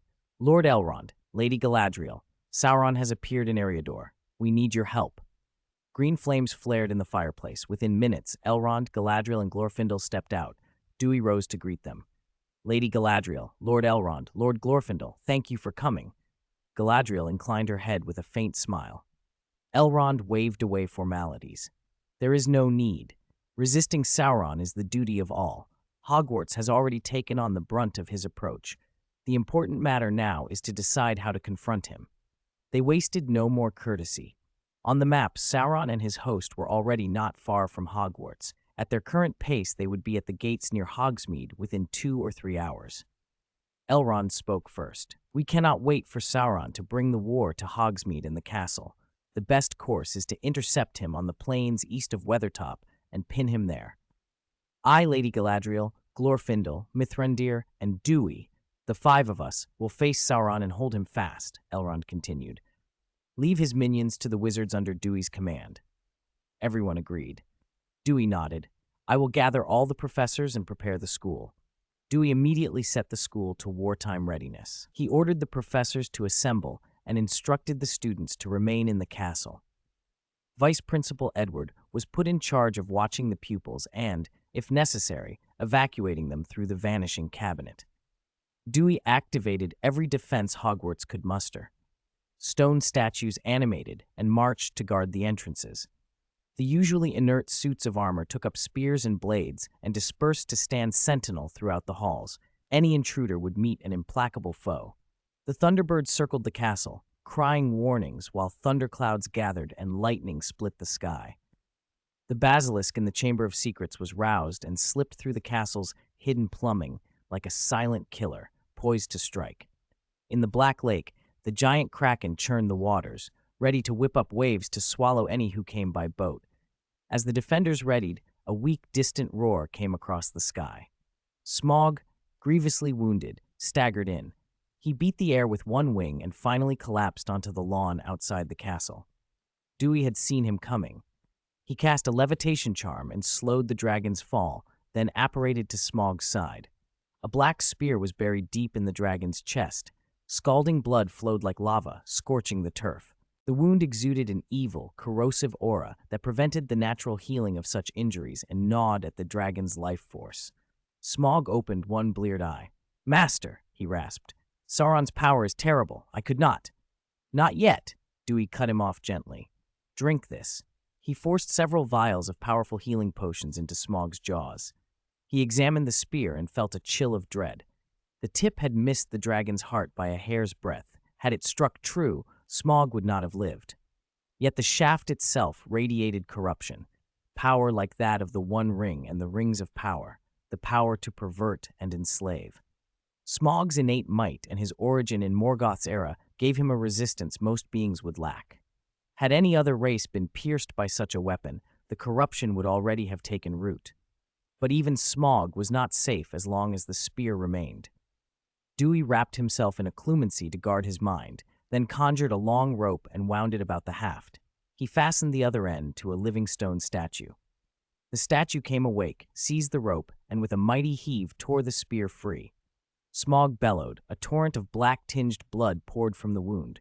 Dewey poured out healing draughts, Dittany essence, restorative potions, but the dark power remaining in the wound stalled normal recovery. The blood itself seemed sullied, exuding a faint black aura. Elrond, Galadriel, and Glorfindel arrived then, faces grave at the sight. Dewey looked toward Elrond with a hopeful urgency. "Lord Elrond, Smaug was struck by Sauron's spear. The wound is tainted with corrupting power and will not heal. You are the greatest healer in Middle-earth. Can you help him?" Elrond did not hesitate. He inclined his head and said, "I will try." 397. Wizard Army Elrond approached Smaug, carefully examining the wound and the jet-black spear that lay embedded in the ground. He frowned at the dark aura radiating from the weapon, then turned to Dewey. "Bring me some leaves from the white tree," he said. Dewey waved toward the tall white tree in the garden. A breeze stirred its branches, and a dozen leaves, emerald green on one side, silvery white on the other, spiraled down and landed at Elrond's feet. Elrond rubbed the leaves between his palms, softly intoning elven words. Vilya on his finger gleamed, and when he pressed the crushed leaves to Smaug's wound, a holy light poured out. Tendrils of black, corrupt mist dissipated as the dark power within the injury was purified. Smaug's pained expression eased, the spiritual rot that had been eating him away faded. After a long moment, Elrond let out a breath and withdrew his hand. "It is done," he said to Dewey. "The dark power has been dispersed. If you apply a healing potion to the wound, it will close. But his life force has been heavily eroded, and he has lost much blood. He needs rest and cannot fight for some time." Dewey finally relaxed. The worst thing about Sauron's corruption was not the physical damage, but the twisting of mind and spirit, and a potion alone would not have solved that. It was fortunate Elrond, master healer of Middle-earth, had been here to cleanse the spiritual corruption and keep Smaug from becoming a puppet. Dewey produced a small crystal vial and poured his phoenix tears across the wound without hesitation. Under their touch, the flesh knitted quickly until the injury vanished entirely. Only the scales shattered by the spear remained gone. That was not an insurmountable problem. Later, he could inlay mithril scale plates into the gap, which would provide even stronger protection than the originals. "Master, I'm fine," Smaug exclaimed, surprised and relieved as he flexed and inspected the healed spot on his chest. He had expected either death or lasting injury. Recovery so swift filled him with excitement. Dewey patted him and smiled. "Your wound is healed, but your strength is still low. Stay in the castle and guard it. Do not let any enemy through to harm the students. Understood?" "I understand, Master." Smaug nodded. "I will guard the castle. If any enemies come, I will burn them away." Dewey did not linger. Time was short. Sauron and his host would be upon them soon, and they had to be ready. He raised his wand and released a golden spell into the sky. It shot through the clouds and burst into a magnificent phantom phoenix that circled above. Soon, with the sharp crackle of magical travel, figures began to appear outside the castle by apparition. Wizards from the Ministry of Magic and from across the territory arrived, one group after another, until the grounds swarmed. When all who could be summoned had gathered, there were nearly 10,000 of them, excluding the elderly, the young, and those unable to come. They all looked to Dewey, standing at the gate with fervent, trusting eyes. He spoke quietly, but every word reached them. "Wizards and witches, Hogwarts faces its greatest crisis. The Dark Lord from Mordor brings his army to our gates to destroy our home." His voice rang clear. "Raise your wands. Use every spell you have learned to protect your families, your friends, your home. Use every means to stop the enemy and prevent them from harming those we love." Dewey's words ignited the crowd. He held enormous prestige and faith in their hearts. To many, he was almost a god. Now, hearing that the Dark Lord Sauron was coming, an enemy even their greatest might not face with certainty, no one shrank back. They swore to fight to the death. "Go, my people, for our homes and for those we love, use the wands in your hands to cut down the invaders." At his command, the wizards apparated away in waves toward the battlefield. In moments, the nearly 10,000 had vanished, leaving only Dewey and a small company. Gandalf, Elrond, Galadriel, Glorfindel, the Fellowship of the Ring, and the professors. Dewey's rousing speech had stirred not only the summoned wizards, but everyone present. Elrond looked at Dewey with admiration. "Dewey is an exceptional leader," he said to those near him. "His people trust and revere him deeply. If he had the desire to be a king, he might have founded a realm as glorious as Arendelle of old." Gandalf, Galadriel, and Glorfindel all agreed. Dewey turned to them. "We must go to the battlefield as well. We can't keep Sauron waiting. Since he has come into Eriador, we'll make sure he stays." They all nodded. Their foremost task was to pin Sauron down on the field, deny him any chance of returning to Mordor, and buy Frodo and the others precious time. They would do whatever was necessary to destroy Sauron once and for all. Bilbo, Merry, Pippin, and Boromir of the Fellowship asked to join. Dewey and the others refused Bilbo, Merry, and Pippin. Only Boromir was allowed to go. The frontline forces were wizards armed with spells.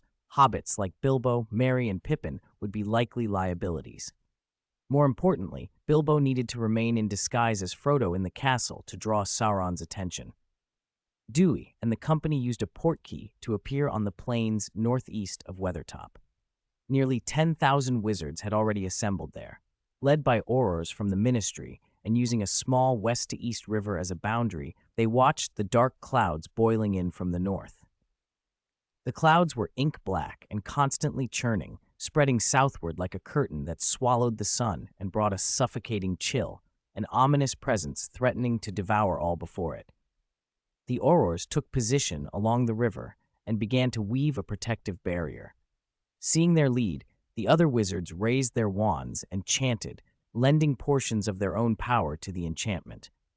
With the combined force of nearly 10,000 casters, the spell swelled into a massive, shimmering curtain of light that stretched for miles and climbed into the sky. A colossal wall of light now stood between earth and heavens, magnificent, vast, and visible from far away. Chapter 398, Siege of Sauron. Nearly 10,000 wizards had woven the 19 barrier together, and Gandalf, Elrond, and the others watched in awe.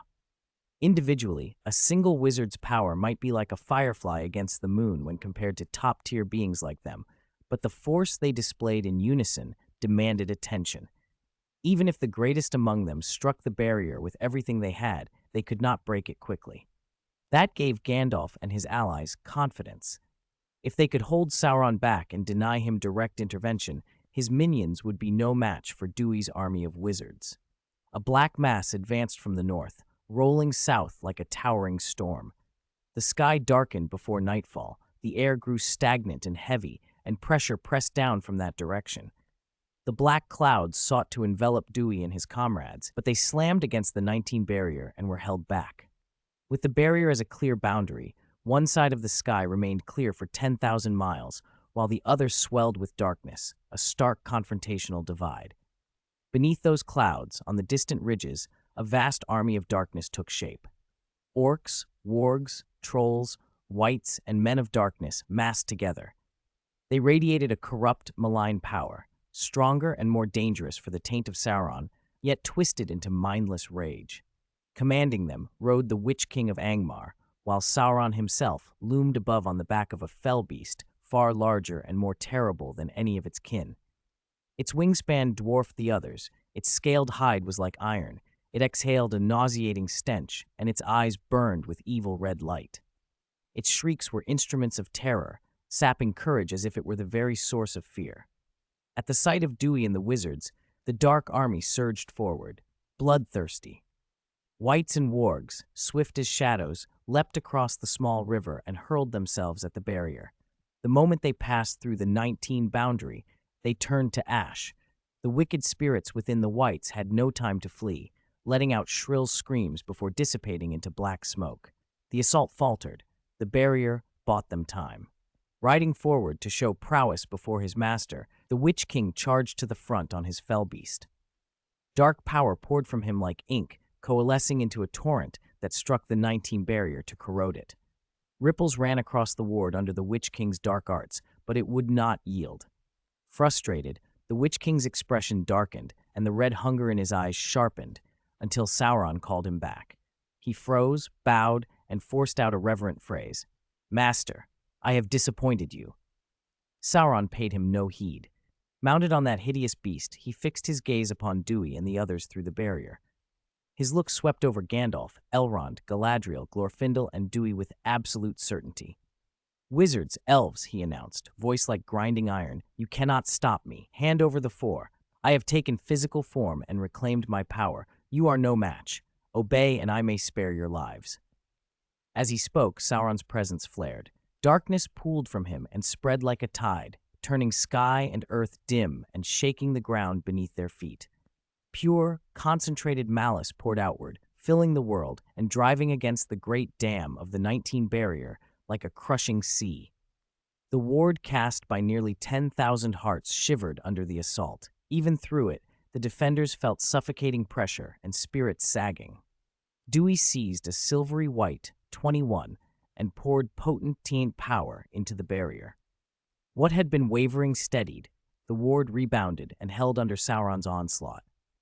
The 21 in Dewey's hand was the finest he had ever made, a length of branch from Galathylion, the first 9 of Valinor, with an embedded Balrog nerve and an emerald elfstone set into its tip. Galathylion had been fashioned by Yavanna in the likeness of Telperion, one of the 2 trees of Valinor. Slightly smaller and not luminous, it was nonetheless the ancestor of all Nines. Glorfindel, sent back to Middle-earth by the Valar to aid against Sauron, had broken a branch from the Interion as a parting gift and carried it with him. Over the decades, Dewey and Glorfindel became friends. Dewey had taught Glorfindel some 19 lore and once crafted a 21 for him, and in return, Glorfindel gave Dewey that sacred branch. As the first 9 made by Yavanna herself, the branch held divine power and living vigor. Though it had lain in Middle-earth for ages, its leaves remained emerald and fresh, as if newly plucked. Dewey paired that precious wood with a Balrog nerve and his masterful staffcraft to forge the 21 now in his grip, a 15-inch silvery white rod with a living core and a green elfstone. The staff could change size at will, lengthening on command into a full 2 meters. It combined the precision of a 21 with the amplifying power of a staff, an artifact far beyond ordinary tools, surpassing even the Elder Wand, one of the 3. It was this 21 that gave Dewey the courage to confront Sauron at the height of his strength. After stabilizing the barrier, Dewey shouted, "We cannot let them break this ward. We must counterattack." He stepped through the barrier and advanced toward Sauron. Avada Kedavra, a blinding bolt of killing curse sped for Sauron. Decades of meditation and practice had transformed Dewey. He was far stronger than he had been in years past. The curse he unleashed now was deadlier and purer, and with the 21, its Divine 9 body and Balrog nerve core, its power was amplified to a level Dewey had never before wielded. The killing curse alone was enough to make even Sauron, at the height of his power, flinch. The dark force around him surged like bared fangs and clawed tentacles, instantly condensing into a black shield to meet the attack. With a thunderous explosion, the killing curse and the dark shield canceled each other out, generating a shockwave that ripped through the air and carved out a vast vacuum. The dark army below was caught in the blast, and countless soldiers were blown away. Only Dewey's side, protected by a magical barrier, remained largely intact, but the ripples across that barrier grew more violent. A dozen more such impacts, and even that defense might fail. Dewey himself was shoved back several steps by the blast. Only Sauron, high in the sky, stood as if untouched, yet his eyes, coals of malice, fixed on Dewey. "How interesting," he hissed. "Such tremendous progress in only a few decades. With a few hundred more years, you might even surpass me." Then he struck without mercy. A vast tide of dark power, laden with the weight of earth and sky, surged outward to crush this ant. Before it could reach Dewey, holy light flashed to meet it. Galadriel radiated a brilliant, purifying light. Nenya on her finger blazed, forming a luminous shield that would not break under the onslaught. Glorfindel shone like a living sun, sword of flame, hacking away at the surrounding darkness. Elrond drew an elven longblade. Vilya, the ring of air on his hand, flared as he slashed blades of air that parted the dark torrent like Moses parting the sea. Even the black clouds overhead were torn asunder, as if the heavens themselves had been cleaved. Gandalf chanted and raised his staff, sending out waves of holy light. Halos of power radiated from him and pushed back Sauron's shadow. At the same time, Dewey summoned his phoenix. It swelled until it blotting out the sky. A giant bird of silver light that cut through the darkness like a moon in a black domain. Dewey did not stop there. He floated as light as a feather without any flying device, becoming a plume of white smoke that darted and flickered through the sky. Even while moving at such speed, he could cast spells. This was the flight charm he had acquired, the smoke flight invented by Lord Voldemort, taught to Snape and later refined by Dumbledore, allowing a caster to fly as a wraith-like vapor without the drawbacks of apparition or reliance on mounts. Faced with the combined assault of Dewey, Gandalf, Elrond, Galadriel, and Glorfindel, Sauron only smirked. The dark power around him surged into countless tendrils that covered sky and earth. His gaze dropped to the rings on Gandalf, Elrond, and Galadriel. Greed and possessiveness gleamed in his eyes. "Your rings were forged from what I created," he sneered. "Do you truly think you can use my own craft against me? Since you present them so readily, it is time they return to my hand." He intoned obscure dark words. The surrounding shadow seemed to find a target and surged toward the 3 elven rings. For a moment the rings answered, no longer resisting, but actively drawing in the darkness, as if a back door had been opened. Gandalf, Galadriel, and Elrond's faces went pale. They immediately ceased channeling through their rings and poured their own power into sealing them. If the dark force infiltrated and corrupted those rings, they would probably become like the other rings of power, twisting their wearers into servants, into ringwraiths under Sauron. With the 3 elven rings demanding all their attention, the balance of the battle shifted. Glorfindel's light began to dim beneath Sauron's pressure. He let out a choked sound and grew visibly weaker. Sauron's eyes flashed triumph and his power swelled. The darkness thickened like ink and congealed into countless nameless, monstrous forms that hurtled toward Dewey and the others, and toward the nearly 10,000 wizards arrayed behind them. Under Dewey's command, those wizards were doing their utmost. Hundreds of Aurors besieged the Witch King of Angmar, the most dangerous opponent. The rest fought trolls, orcs, and Barrow-wights. The trolls were brutal. The Barrow-wights were even worse, fast as lightning, bodies hard as iron, steeped in curses. Empowered by Sauron, they had become more lethal than ever. Fortunately, the wizards fought from behind the protective barrier and did not fear sudden close-range attacks.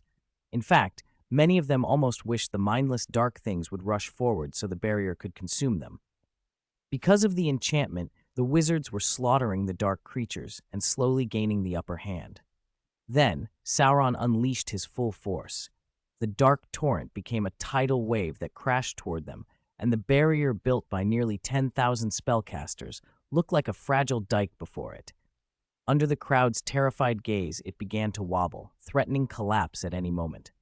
Gandalf, Elrond, and Galadriel were consumed with controlling their rings. Glorfindel's radiance waned. Dewey's phoenix was wiped out by the darkness. Surrounded by the shadow, Dewey bore the greatest pressure. His face flushed, his shield charm dwindled. Dewey could not hold back any longer.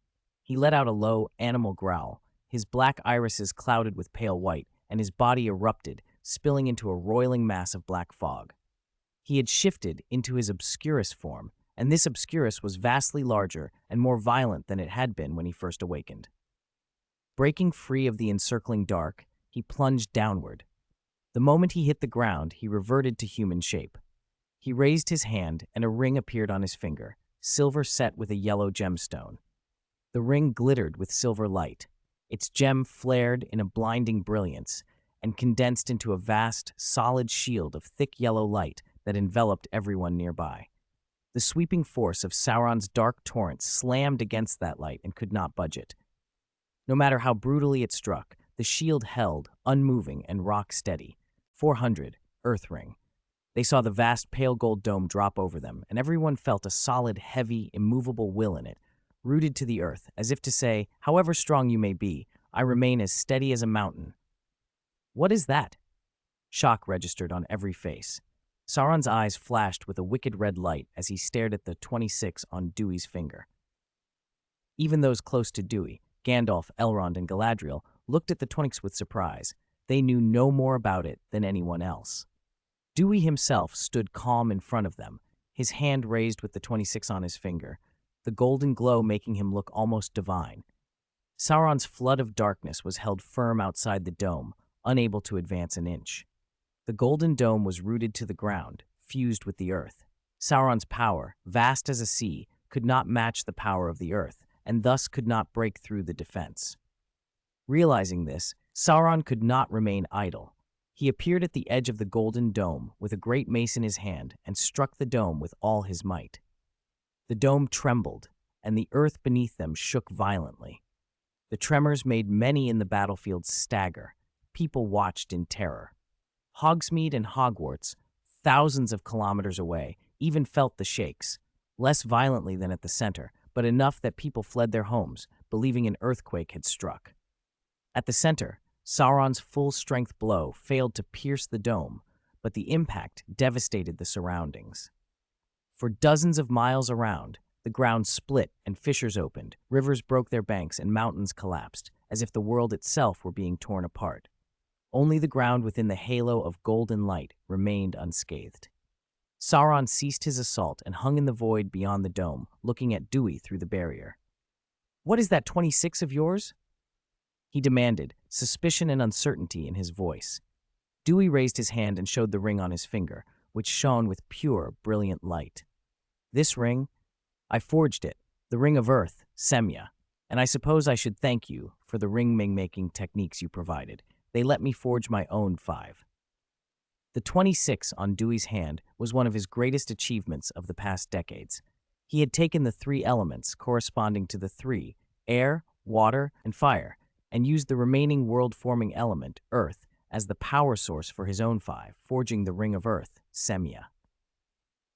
The main face of the ring was cast from the last remaining Mother of Mithril in Dewey's possession. The inlaid yellow diamond was itself a precious 25 gem, a gift from an adventurous wizard who had once wandered in Dewey's lands. That wizard, while flying on a broom through the misty mountains, had stumbled on 2 stone giants locked in desperate combat. Stone giants rise like mountains. When they sleep, they are motionless and indistinguishable from peaks, but when they move, they bring landslides and earth-shattering force. For some inscrutable reason, the 2 the wizard encountered were mortal enemies, bent only on slaughter. The wizard was nearly caught in their struggle. One giant died, and the other was grievously wounded. The victor, so badly hurt, sank into a deep sleep, perhaps to wake in centuries, perhaps never to wake and truly become a mountain. The yellow gem came from the fallen giant. It was, in a sense, the stone giant's core. Most important, at the core of that yellow gem was a single drop of blood, Tom Bombadil's blood, and that drop was the source of the gem's power. Dewey had long suspected Tom Bombadil's true nature. If the spider Ungoliant embodied the darkness outside the world, Tom Bombadil was the living incarnation of Arda's Earth. He was neither a Vala nor an incarnation of Iluvatar, as Dewey had once guessed. He was the Earth itself. That was why Goldberry could say Tom was master of trees, mountains, and rivers. Tom did not interfere in the struggle of light and dark unless the Earth itself was threatened. Knowing this, Dewey went to the old forest to seek Tom and Goldberry. He had intended to ask for a lock of Tom's hair to extract its power, but Tom, generous and plain-spoken, gave him something even more precious, a drop of his blood. Tom's blood contained the purest essence of the earth. When Dewey fused that blood with the yellow gem, the gem's nature changed qualitatively. Once made into the Ring of Earth, the connection between the 26 and the earth became profound. As long as the wearer stood on the ground, the earth's protection would flow to them, and a steady stream of earth element power would gather, becoming their strongest resource. Dewey named the ring Semia, Quenya for earth ground. Thus the Ring of Earth was paired to the three. Among those three, 16, Vilya, governs the air element and grants understanding, freedom, and healing. 14, 23, governs the water element and grants purity, secrecy, and protection. 15, 24, governs the fire element and grants warmth, encouragement, and inspiration. Dewey's Ring of Earth controls the earth element and grants solidity, stability, and nourishment. In defensive power, Semia even surpasses the other three. It calls on the earth to form the strongest bulwark and is essentially a ring focused on defense. Its nourishing power can make barren land fertile, make plants grow lush, turn deserts into oases, and restore life to ruined lands, reshaping the landscape itself. The wearer of the Ring of Earth is, in a sense, a chosen farmer. Listening to Dewey's explanation, Sauron's suspicion turned to covetous desire. He had not expected Dewey to forge a 26 capable of rivaling the three by himself. Such skill astonished him. One must remember, Celebrimbor had only been able to craft the Rings of Power because he had been taught the ring-forging techniques. Since those techniques had originated with Sauron, he believed he had the knowledge to undo them. Confident, he attempted the same trick he had used against the Gauls the Three to open the ring's back door and inject his dark power to corrupt it. He chanted the obscure dark incantations and sent his shadow into the ring on Dewey's finger, but he felt only flawlessness. The Ring of Earth resisted utterly. The dark power could not take hold.